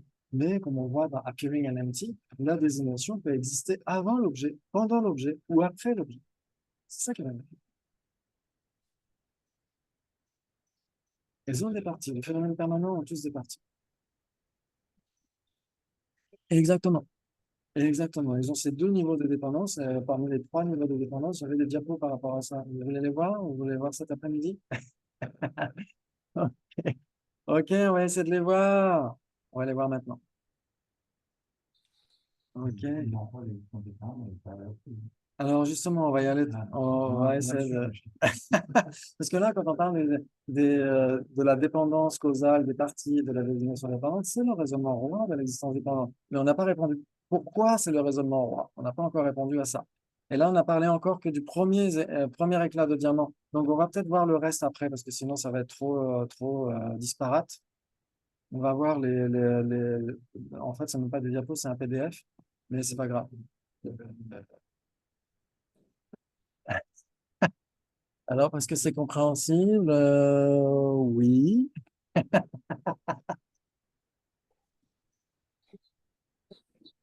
Oui, mais même les autres. Les autres, un raisonnement. Les autres, non. C'est des raisonnements fallacieux.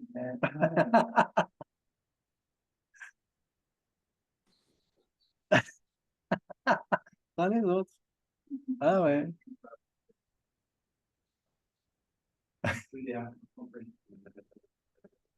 Donc, c'est plus englobant. D'une certaine manière, oui, mais il y a aussi ni un ni multiple. Ni un ni multiple, ni un ni différent. Ça aussi, c'est tout englobant, puisque un est différent, c'est une division exhaustive de tous les existants, permanents et impermanents. Non? Ok, très bien. Donc, je vous laisse y réfléchir. Pourquoi est-ce qu'on parle de ce raisonnement roi? Très bien. Oui, c'est le roi de Madhyamaka, c'est Adhyanagadana, mais pas tout à fait. Ok, très bien. Donc, on va essayer de peut-être lire ces différents types de raisonnements parce que moi, j'ai trouvé ça extrêmement utile quand on avait fait ces classes de révision en Nalanda. Très bien. Par exemple, production à partir de soi-même. Il n'y a pas de partage. Ah, pardon. Pardon. Ah, bah si, parce qu'il y a marqué arrêter le partage. Ah Alors, bon? je vais refaire. Ah bah moi, j'ai rien. Alors là, Moi, je le voyais avant, mais... Tu le vois? Je le voyais avant, mais je pense que peut-être ça a bugué à un moment donné. Là, ça marche? Voilà. Ouais, je le vois maintenant, ouais. Ok. Bah, pas moi. Par exemple, si la conscience visuelle était produite d'elle-même, la production serait inutile et serait sans fin. Il faudrait qu'elle se reproduise encore elle-même. L'effet serait déjà présent au moment de la cause elle-même. Quel besoin aurait-il d'être produit étant déjà existant? Une pousse devrait à nouveau être produite, puis encore et encore et encore sans fin. Il y aurait une régression infinie. Mais cette régression infinie, on pourrait dire, pour moi, je considère que c'est secondaire. C'est surtout le premier point. Ouais, ça veut dire que vu qu'elle existe déjà, puisque la cause doit exister avant son effet, si l'effet existe déjà, quel besoin a-t-il d'être à nouveau produit, puisqu'il est déjà produit? Pour moi, ça, c'est implacable, déjà, rien que ça. Mais après, la régression infinie, c'est une conséquence supplémentaire. Est-ce que ça vous parle, ça, rien de ça? Non? Ça veut dire que, Et si ça existe déjà, pourquoi ouais, ok. continuer à le refaire? Non, ok. On va essayer de leur faire sans trembler des genoux. C'est en effet, ça, il faut essayer de tenir compte que si on parle d'une cause, d'une condition vraiment au sens littéral, ça doit nécessairement exister avant son effet. Ouais, ok, nécessairement. Maintenant, si l'effet est lui-même sa propre cause, il doit déjà exister au moment de la cause. Exactement. Et donc, s'il existe déjà au moment de la cause, là, il n'a plus besoin d'être produit puisqu'il existe déjà.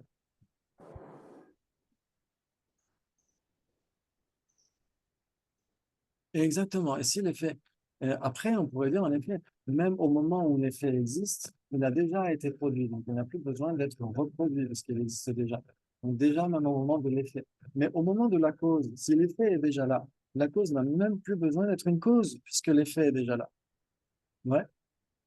Donc ça, c'est très important parce que c'est ce type de raisonnement qu'on fait pour essayer de certifier la vacuité, n'importe quelle vacuité, notre vacuité, la vacuité de nos agrégats, etc.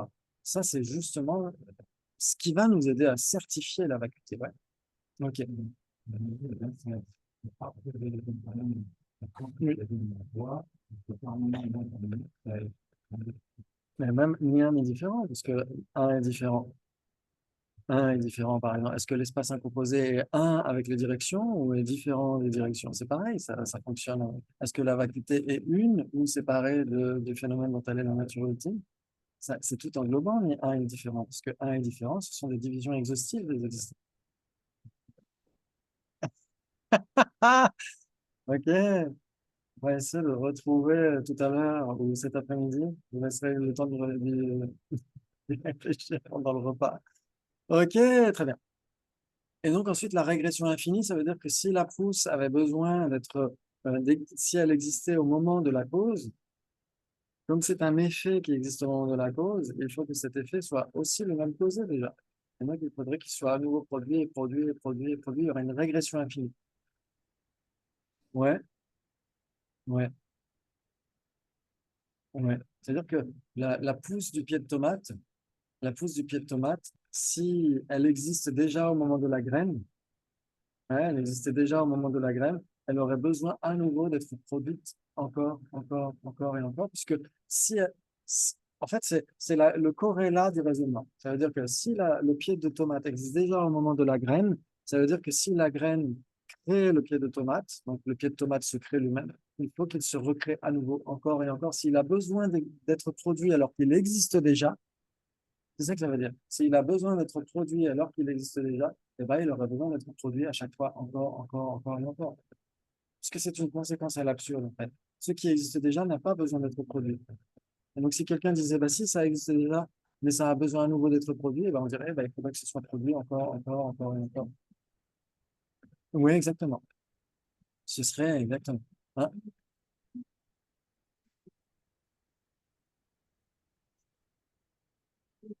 Oui, exactement. Tout à fait. Et oui, tout à fait. Ouais. C'est pratilloma en sanskrit pour la régression. Là. Ça veut dire qu'il y a plus de fin. En fait. Ça veut dire que si ça doit être produit, c'est sans fin. Ouais. Ok, magnifique.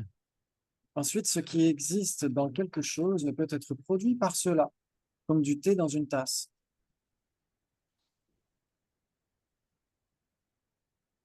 Ouais, le thé dans une tasse n'est pas produit par la tasse, puisque les deux coexistent. Si ça coexiste, ça c'est une raison magnifique déjà en philosophie chez les Sotrantika. Si on dit, OK, cette table n'est pas la cause de cette autre table, pourquoi? Parce qu'elle coexiste. C'est une raison valide.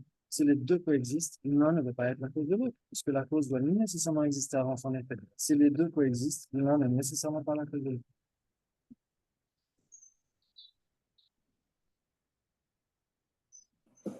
Exactement, donc elle sera une condition pour les coopérants que ce thé soit présent à ce moment-là, mais n'est pas la cause substantielle, n'est pas ce qui produit le thé.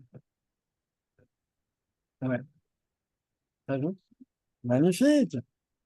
Waouh! Donc en effet, ça nécessite beaucoup d'analyse, il faut se poser sur le coussin, lire ces trucs, essayer de se poser et débattre, discuter énormément. C'est comme ça qu'on arrive à essayer de trouver des réponses. Ouais, par exemple, on a fait une retraite avec Bernard Vichy-Lossel au Sankala Chakra il y a quelques années sur le chapitre 7 du Mulamaka Shastra. Et on a énormément débattu, énormément débattu. On n'était pas très nombreux, c'était très intimiste. Et on débattait jusqu'à 11 heures du soir, etc. On se posait la question, comment est-ce que les personnes de cœur peuvent, en effet, réfuter les vues inhérentistes, essentialistes, tout en pouvant affirmer la production dans la convention, en absence totale d'existence inhérente. Ça, c'est juste, waouh, c'est incroyable. OK. Très bien, et donc c'est pourquoi on a besoin de débattre, de discuter, de se poser des questions. Et ensuite, après, sur le coussin, c'est plus facile parce qu'on repense aux arguments qui nous ont été donnés, etc. Et on peut à nouveau essayer de trouver des conclusions. Ouais, ok, très bien. Ensuite, si la graine et la pousse étaient une même entité, on verrait l'une quand on voit l'autre et inversement. Oh, oh, oh. Ok. Une une même entité, ça veut dire quoi? C'est que tu On peut dis pas les les débats. dissocier. On peut pas les dissocier lorsqu'on les voit. Oui, exactement. Quand deux phénomènes sont une même entité, ils ne pourraient pas être distingués par la perception directe s'ils lui apparaissaient. Ouais, c'est ça que veut dire deux entités différentes. Ok. Est-ce que la table et sa couleur sont deux entités différentes ou une même entité? Sont une même entité. Pourquoi? Parce que la perception directe ne peut pas les distinguer. C'est ça que ça veut dire. Ouais. Seule la conception peut les distinguer. On dira la couleur de la table. Ouais. Mais la perception directe ne pourra pas les distinguer. Donc, ils sont une même entité. C'est ça que ça veut dire. OK. Donc, si l'effet existait déjà dans la cause, quelqu'un qui verrait cette graine verrait en même temps la pousse. Tout simplement.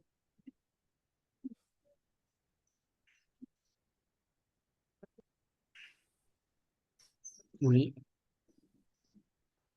Alors, il verra, c'est pas la cause en effet, le Bouddha est Samkhya.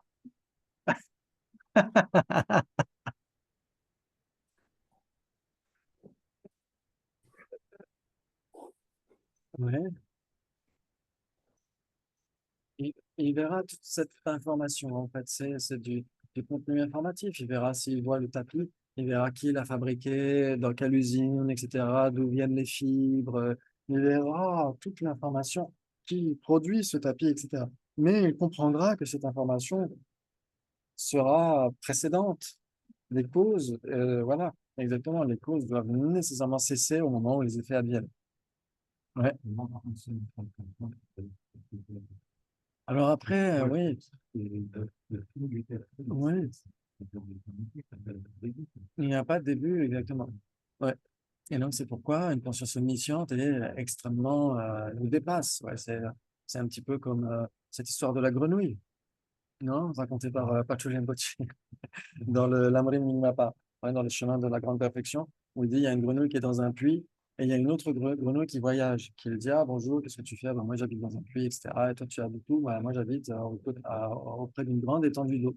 Ah bon, une grande étendue d'eau, la moitié de mon puits? Ah, bah non, il y a plus que ça, c'est la mer. Bah oui, mais c'est quoi la mer? Bah, c'est une grande étendue d'eau, d'accord? Alors, les trois quarts de mon puits? Ah non, c'est beaucoup plus que ça. Autant que mon puits? Non, non, c'est beaucoup plus que ça. Je dis, j'y crois pas. Viens avec moi. Et quand elle voit l'océan, sa tête éclate. Elle s'évanouit. Ouais, parce que ça la dépasse totalement. Nous, c'est pareil, si on devait envisager comment on perçoit un Bouddha, on deviendrait dingue. Ok, très bien. Oui.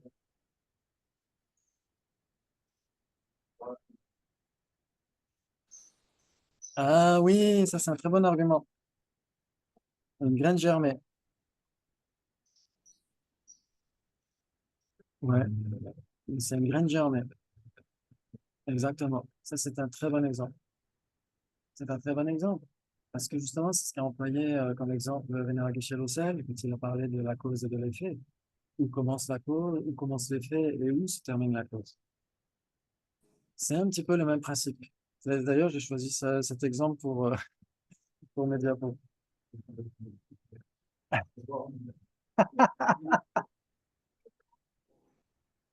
Exactement. Oui, exactement. Exactement. Une graine germée n'est pas encore une pousse. Et une graine germée n'est déjà plus une graine.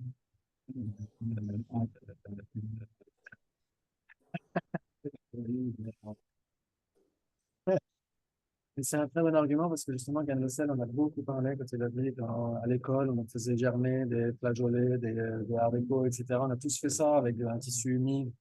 Et donc, c'est où commence l'effet et où se termine la cause. Il parle aussi de glaçons qui font où commence l'eau et où finit la glace. Ouais, donc ça, c'est très, très important. C'est exactement le même exemple de la forêt des arbres.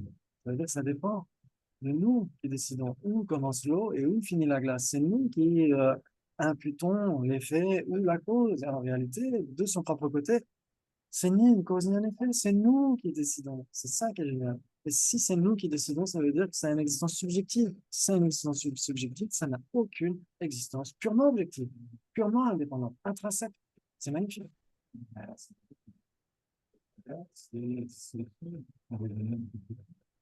Alors, le Bouddha ne raisonne pas. Enfin, c'est aussi ça veut dire c'est la vie à ce moment-là. Alors, moi, j'ai pas le 06 du Bouddha, mais il faudrait lui poser la question. Pour nous, d'accord, mais c'est le mot point de vue, mais en fait, Alors, donc, la convention n'est pas oblitérée par la vacuité, ce que dit la nation Kappa, ce que disent les personnes.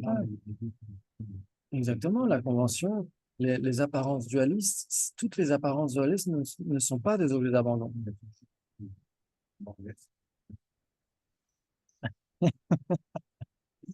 Oui, les apparences dualistes, il y en a plusieurs, il y en a au moins trois. Après, dans les tantras, il y en a plus, dans les tantras supérieurs, mais c'est pas très grave.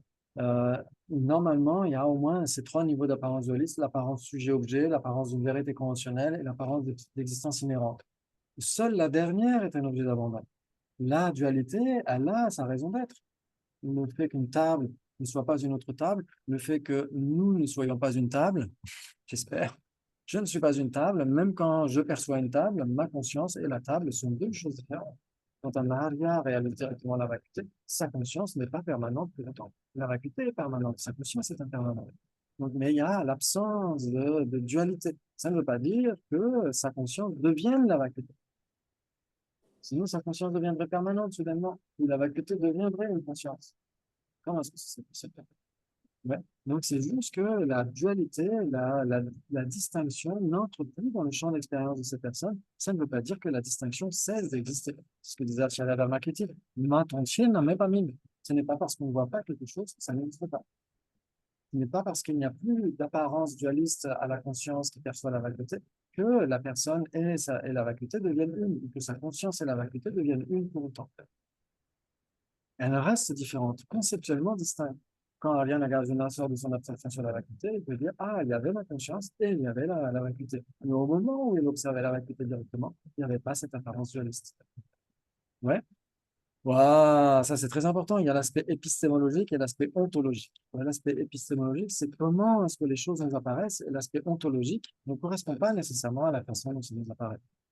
Ouais, c'est magnifique ça. Oui, oui, oui. Oui, c'est du sur place. Oui, parce que si on dit qu'un effet a besoin d'être à nouveau produit, eh ben, c'est ceux qui considèrent que l'effet existe déjà dans la cause. Ouais, si l'effet existe déjà dans la cause et qu'on dit que la cause doit de toute façon au bout d'un moment produire son effet, vu que l'effet existe déjà dans la cause, il faut que la cause produise son effet et donc il faut que l'effet à nouveau soit produit alors qu'il existe déjà. Et donc, s'il a besoin d'être produit à nouveau, eh ben, si on dit justement qu'il existe déjà et donc il a besoin d'être produit, ben, on dira à ce moment-là, la production ne s'arrête jamais. En fait. Il doit être produit et encore être produit et encore être produit parce qu'il existait déjà. Et qu'il a...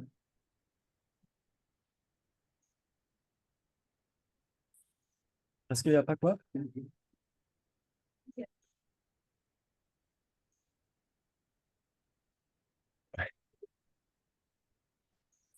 D'une certaine manière. En fait,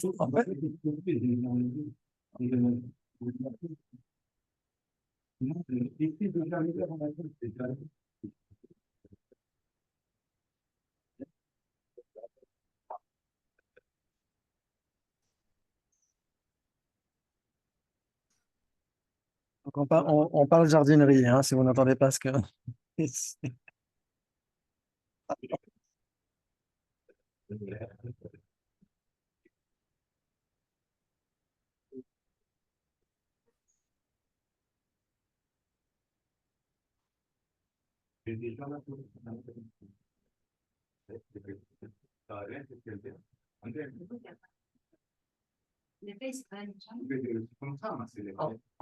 Oui, en fait, d'une certaine manière, on dirait que l'effet n'aurait pas besoin d'être produit, puisqu'il existe déjà.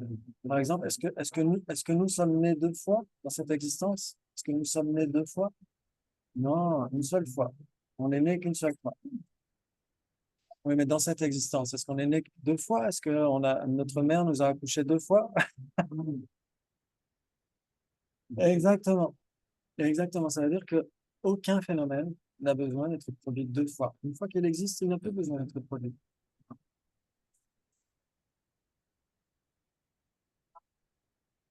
Et puis, excuse-moi, mais Parce que si on accepte la causalité, il faut que la cause, au bout d'un moment, donne son effet.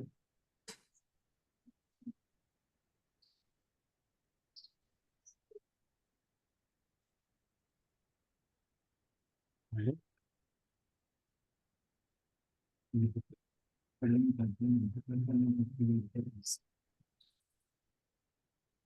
Oui, exactement. Exactement. Ça veut dire que quand on dit l'effet est déjà dans la cause, ça veut dire que la pousse est déjà la graine, d'une certaine manière, est déjà présente dans la graine, dans le sens où c'est déjà la graine, c'est la même chose. Donc, hein, et la poule et l'œuf. Oui, pourquoi pas, exactement. Ce serait la même chose. Oui, exactement, d'une certaine manière. Et donc, forcément, si la graine et la pousse, c'est la même chose, la pousse est déjà au moment de la graine. Et donc, la graine n'a plus besoin de créer la pousse. Si on dit, bah, c'est une graine, elle doit donner une pousse, et là, ça veut dire que cette pousse qui existe déjà doit se produire. Et donc, qu'est-ce qui l'empêche de se produire à nouveau, de se produire, de se produire, de se produire? Finalement, il n'y a plus rien qui peut fonctionner. Exactement. Et donc, on ne verrait jamais d'une certaine manière, on ne verrait jamais le pied de tomate puisque la pousse doit se produire et se produire et se produire et se produire. Et donc, le pied de tomate ne viendra jamais. Or, il doit venir à un moment donné. Donc, ça veut dire que la pousse doit cesser d'être produite. Elle doit être produite qu'une fois. Et c'est tout. On ne peut pas être produit deux fois. Une fois qu'on existe, c'est fini. Ouais. Exact. Mais là, on est de toute façon, tous les raisonnements qui sont faits ne fonctionnent que au conventionnel. Ça veut dire que c'est un petit peu comme que ce que dit le Bodhisattva Shantideva, que quand ni réalité ni non-réalité ne se présentent plus à l'esprit, en l'absence d'autres possibilités, l'esprit libéré des concepts s'apaise, à la strophe 34. Et donc, c'est exactement ça. Ça veut dire qu'on analyse, on analyse, on analyse jusqu'à ce qu'on certifie la vacuité, et cette vacuité va permettre de dissoudre les concepts. C'est ça qui est magnifique. C'est qu'on va arriver au bout du bout, du bout, du bout de la convention pour comprendre l'ultime. C'est le seul moyen, c'est ce que dit Arya Nagarjuna dans le chapitre 24 à la strophe 10. Sans s'appuyer sur le conventionnel, on ne peut montrer l'ultime. Et donc, c'est nécessairement à partir du conventionnel qu'on va essayer de certifier l'ultime. Mais ultimement, on ne peut plus raisonner. On ne peut plus dire il y a un, il y a différent, il y a vacuité, il n'y a pas de vacuité. Ultimement, on ne peut rien dire. Exactement, c'est tout à fait ça. Ouais. C'est pour ça que dans le Vimalakirti Nirdesha Sutra, quand le Bodhisattva Vimalakirti rencontre tous les Bodhisattvas, Arya Manjushri, etc., il pose la question c'est quoi la vacuité? Et quand Arya Manjushri répond, il dit bah, la vacuité est indescriptible. Indescriptible. Et quand à son tour, c'est Vimalakirti qui doit parler, il dit la vacuité, et il se tait. Parce qu'il y a la seule façon de rendre hommage à la vacuité, mais ça, c'est parce qu'il a réalisé la vacuité, qu'il a conceptualisé avant tout ça, et qu'il a cessé les concepts grâce à sa compréhension, et que la vacuité, effectivement, est au-delà de tout ça. Ouais, c'est génial ça, non? C'est le silence des nobles, Arya Stushni-Bhava, c'est le silence des nobles, c'est le silence des Aryas. C'est quand on dit, quand on rend hommage à la perfection de sagesse, cette perfection de sagesse qui est inexprimable et inconcevable. C'est ça quand on dit, ça veut dire que dans l'ultime, on ne peut plus affirmer ni réfuter quoi que ce soit. C'est les vacances. Acuité, vacances, exactement. Ouais. Ça joue ou pas? Oui, exactement. Alors, on peut à nouveau, par exemple, un Arya Bodhisattva qui sort de son absorption sur la vacuité, il peut à nouveau analyser la vacuité. Alors, c'est ce qu'ils vont faire jusqu'au moins au 4e volume. Donc, ils vont analyser encore, et ensuite, à nouveau, méditer sur la vacuité, etc. Rien n'empêche de le faire, même en post-méditation. Oui, de toute façon, il faut réanalyser, de toute façon, ne jamais se satisfaire d'une compréhension qu'on a, et surtout pas à la fin d'un week-end comme celui-ci, qui est déjà extrêmement intense, mais qui ne peut pas servir des années d'études comparées, de débats et de discussions, c'est pas possible. Il faut vraiment essayer de faire une étude comparée, d'avoir des enseignements de maîtres qualifiés, pas comme moi, mais des vrais maîtres comme Sasanté, etc., et d'essayer de débattre, discuter, etc., etc. C'est le seul moyen. Ok, est-ce que ça va pour ce chapitre, pour cette strophe-là, cette partie-là? C'est ça? Ouais, ça fait? Ok, c'est cool. Très bien, très bien, très bien. Euh, très bien. Donc, si, en effet, si elles étaient une même entité, ouais, ça veut dire que ça, c'est génial. Quand on dit la table et sa couleur sont une même entité, ouais, ça veut dire qu'on ne peut pas trouver la couleur de la table sans la table. Et on ne peut pas trouver la table sans une couleur de la table. Elle doit nécessairement avoir une couleur. Vous êtes d'accord? Une table en verre ou une table en miroir. Ça a quelle couleur? Ça a quelle couleur une table en verre? La couleur de derrière. La couleur qui se trouve derrière, exactement. Et une table miroir, ça a quelle couleur? La couleur qui se trouve devant. Exactement. Ok, donc ça veut dire qu'on ne peut pas trouver l'une sans l'autre. Ouais, ok. Et donc c'est ce que dit le texte ici. Si la graine et la pousse étaient une même entité, on verrait l'une quand on voit l'autre, et inversement. Ou bien, en l'absence de l'une, on ne verrait pas l'autre. Ouais. C'est-à-dire que quand on voit la pousse, on ne voit plus la graine. Et si la graine et la pousse étaient une même entité, bah, vu qu'on ne voit pas la graine, on ne devrait pas voir la pousse. Or, on la voit. C'est-à-dire qu'elles ne sont pas la même entité. Ça joue? C'est magnifique, ça. Ok, si la graine et la pousse étaient une, cela contribuerait à la perception du monde. Bah, c'est sûr que la graine et la pousse sont nécessairement différentes, parce que l'une existe avant l'autre. Les agents et les objets seraient la même chose, etc., etc. Il y a énormément de contre-arguments vis-à-vis de ça. Ouais, ok, très bien. À partir d'autres, on va essayer de voir ça avant le repas. De terminer les éclats de diamant. Donc, souvenez-vous que, en effet, la production à partir de soi, ce sont surtout les samkhya qui l'acceptent. Ensuite, à partir des deux, ce sont les jains. Ouais, on l'a dit ici hier, la personne, elle est son propre producteur puisqu'il y a le continuum de la personne de la vie passée et les parents. Ouais, donc il y a de soi et d'autres, ouais, pour les jains. Et pour les hédonistes, les matérialistes, les charvaka, loka, yata, c'est ni l'un ni l'autre. Puisqu'on ne voit pas les causes qui produisent les couleurs des plumes de pan, eh ben, elles n'ont pas de cause. Ouais, c'est de soi et d'autres. C'est-à-dire que la personne, elle a son propre continuum, donc la personne se produit elle-même, d'une certaine manière, parce qu'elle existe avant la vie actuelle, et les parents aussi. Donc c'est de soi et d'autres. Pour les jains, ouais, à partir de soi et à partir d'autres. Et à partir d'autres tout seul, la plupart des gens vont accepter ça, comme on a dit hier, ouais. En plus, exactement.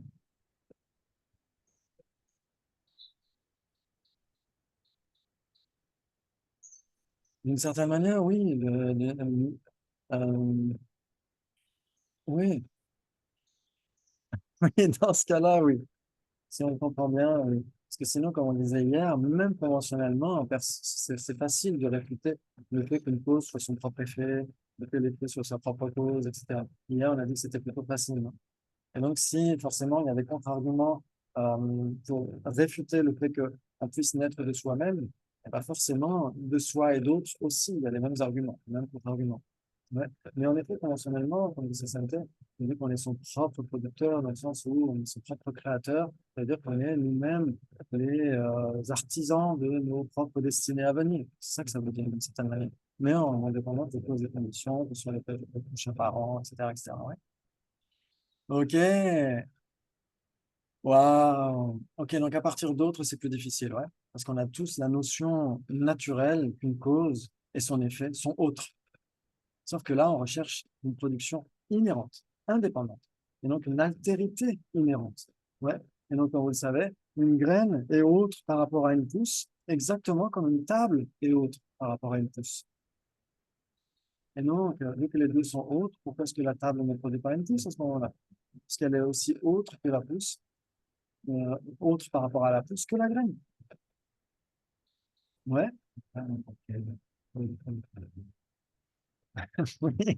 Donc, on dirait, OK, c'est une altérité inhérente, mais pas n'importe laquelle.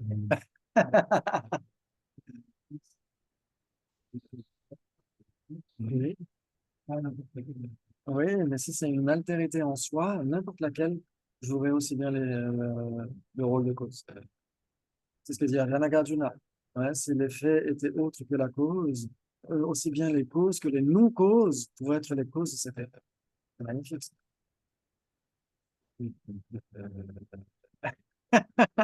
Oui, si on parle de causes inhérentes, exactement, c'est ça qu'on recherche, hein. C'est une altérité inhérente. Ouais. OK, et donc en effet, s'il y avait une production à partir d'autres, l'obscurité serait produite par la flamme d'une bougie, puisque les deux sont autres aussi bien que n'importe quel autre phénomène. Ouais. L'obscurité,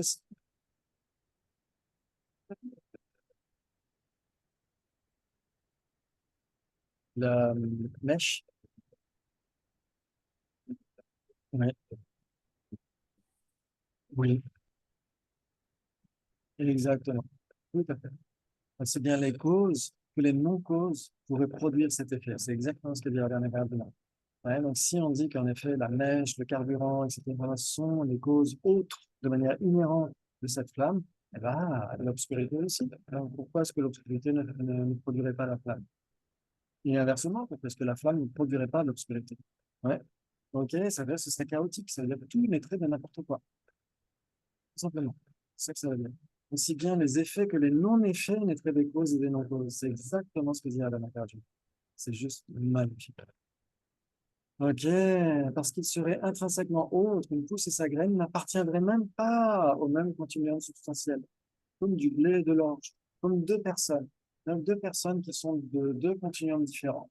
Si on dit que la personne actuelle et la personne de la vie passée qui a produit cette personne actuelle étaient autres de manière inhérente, eh bien, ce serait aussi séparé que deux personnes de deux continuums différents.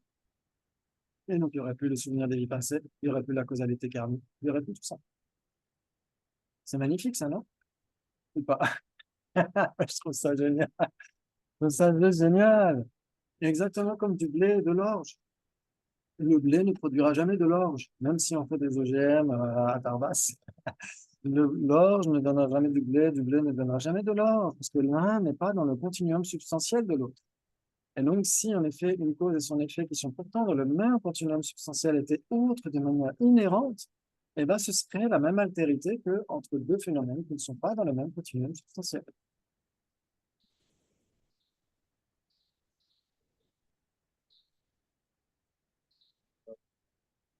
Oui,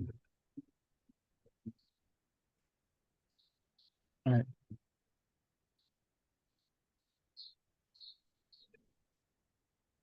oui, exactement. Tout à fait. C'est pour ça, là, il rajoute intrinsèquement. Ouais. Et, euh, et c'est vrai, il faut vraiment garder ça à l'esprit. Ouais. Sinon, on se dit, mais on est nihiliste. Si on dit, il n'y a pas de cause, pas de condition, pas de haut, de bas, etc., de long, de court, de bien, de mal, à ce moment-là, on devient nihiliste. Mais si on comprend qu'il n'y a pas de bien, de mal en soi, de manière absolue, inhérente, de long et de court, etc., de manière inhérente, pas de haut et de bas, de manière inhérente, dans ce cas-là, oui, on comprend bien les choses. Ouais, c'est vraiment commencer par certifier l'objet de négation. Très important.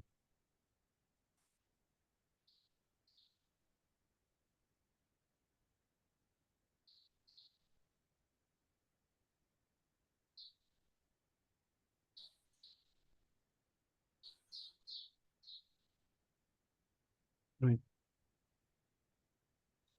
Mm. Oui. Oui, alors en général, en effet, on dira que normalement, une cause substantielle, c'est le principal producteur de son effet substantiel dans son continuum substantiel. C'est la définition du minérale. Zegun Tsoor Mesokeje. Zegun Tsoor Keje, pardon. Et donc, c'est le principal producteur de son effet substantiel dans sa continuité substantielle. Ça veut dire quoi? Ça veut dire que l'entité de la graine va se transformer pour nous donner l'entité de la pousse. Alors que la pluie, l'humus, la lumière, etc., vont servir de conditions coopérantes.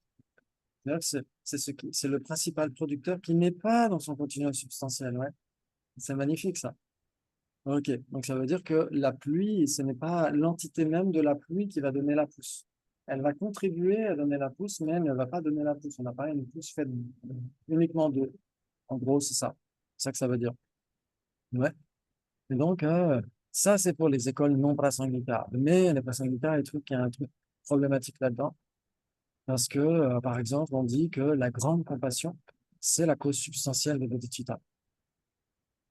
Bodhicitta, c'est une conscience principale. Et la grande compassion, c'est un facteur mental. Donc, si on dit qu'un facteur mental peut se transformer pour donner l'entité d'une conscience principale, ça c'est pas vrai. Donc, c'est pourquoi les conservateurs vont dire qu'ils vont retirer dans son continuum substantiel. Ils vont juste dire la cause substantielle d'un phénomène, c'est le principal producteur de ce phénomène. Mais après, ça peut aussi poser question, parce que il peut y avoir plein de débats par rapport à ça. Mais les prasangika peuvent dire en effet que la grande compassion est la cause substantielle de bodhicitta sans qu'un facteur mental devienne une conscience principale, sans qu'il en ait besoin.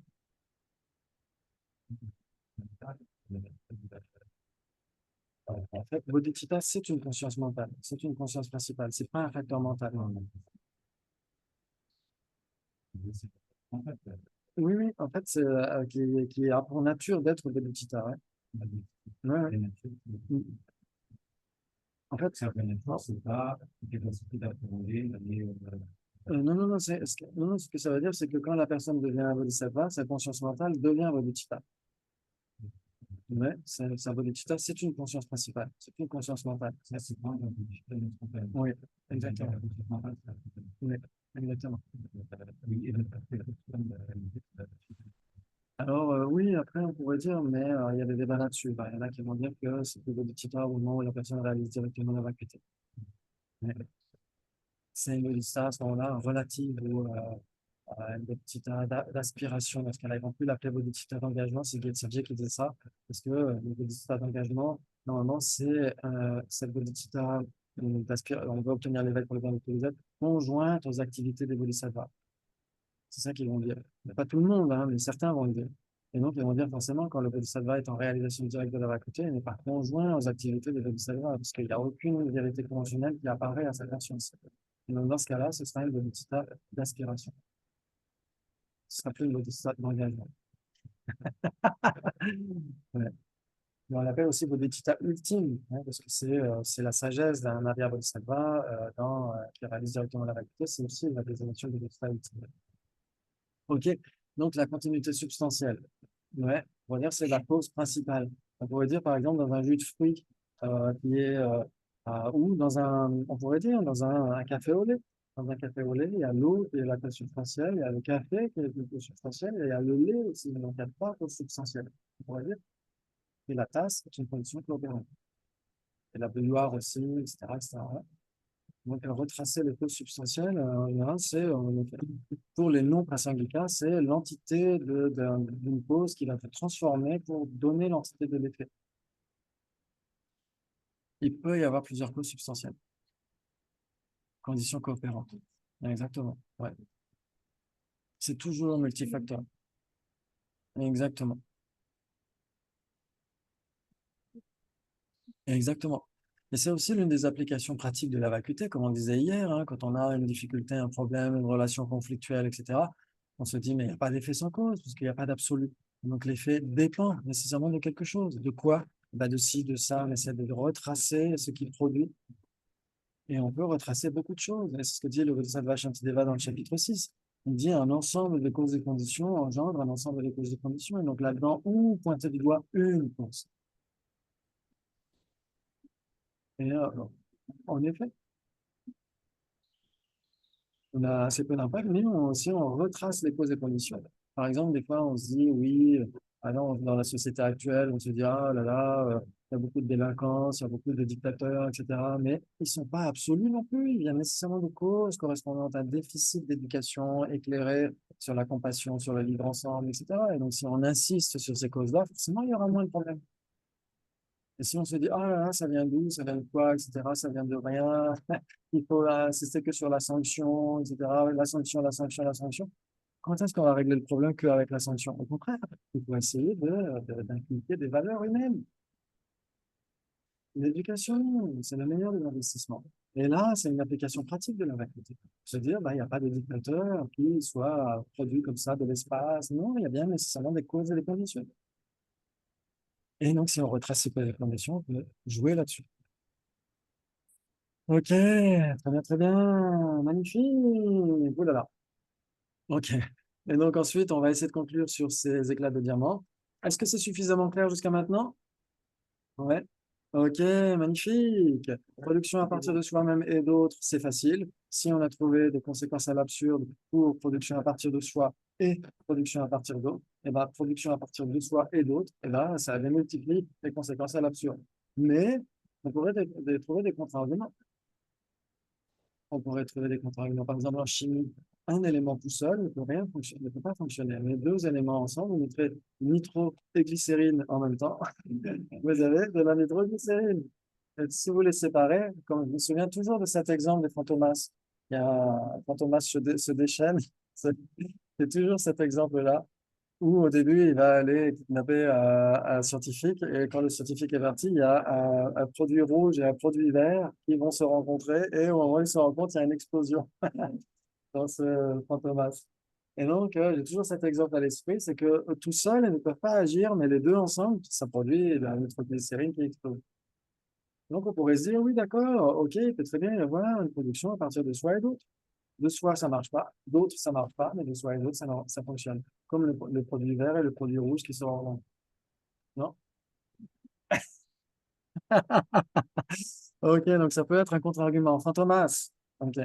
Et puis- et ensuite, sans cause, c'est facile. Sans cause, c'est facile. Ouais, là, ce serait le chaos aussi. Les efforts pour produire tels effets seraient impuissants à les produire.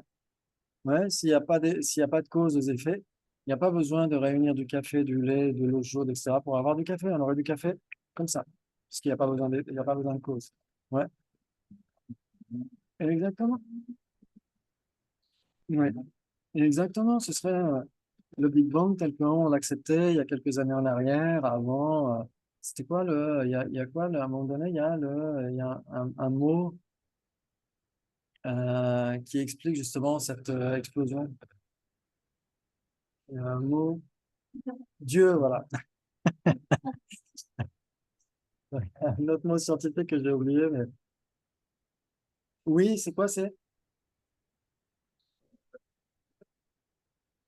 Et juste avant, il y a encore un autre truc, juste avant, qui explique le Big Bang. Juste avant, il y a un truc. Ah, j'ai oublié le nom. Mais en fait, c'est pas grave. Euh, donc, en effet, avant, on acceptait qu'il y avait juste ce premier truc-là, avant l'explosion. Il y avait ce premier truc-là, et avant, il n'y avait rien. Ouais, donc, c'était le même principe. Donc, en effet, tout naîtrait de n'importe quoi de façon chaotique. Ouais.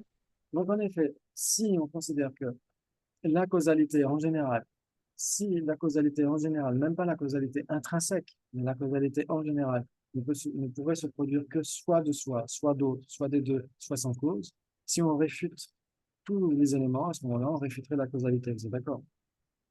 Maintenant, ce n'est pas ça qu'on cherche, c'est une causalité inhérente. Ouais, comme on a dit tout à l'heure, il faut toujours certifier l'objet de négation. On cherche une causalité absolue, inhérente, intrinsèque, etc. Mais donc forcément, si c'était le cas, elle naîtrait soit de soi, soit de d'autres, soit de deux, soit sans cause. Et comme on réfute chacun de ces points, il n'y a tout simplement pas de causalité inhérente. Ouais, vous êtes d'accord? Et après, c'est là-dessus qu'on médite. Il n'y a pas de causalité inhérente. Je ne suis pas produit de manière inhérente. Je ne suis pas un phénomène produit. Mes agrégats ne sont pas produits de manière inhérente. Ils ne sont pas contaminés de manière inhérente. Ils sont produits par le karma et les péchas.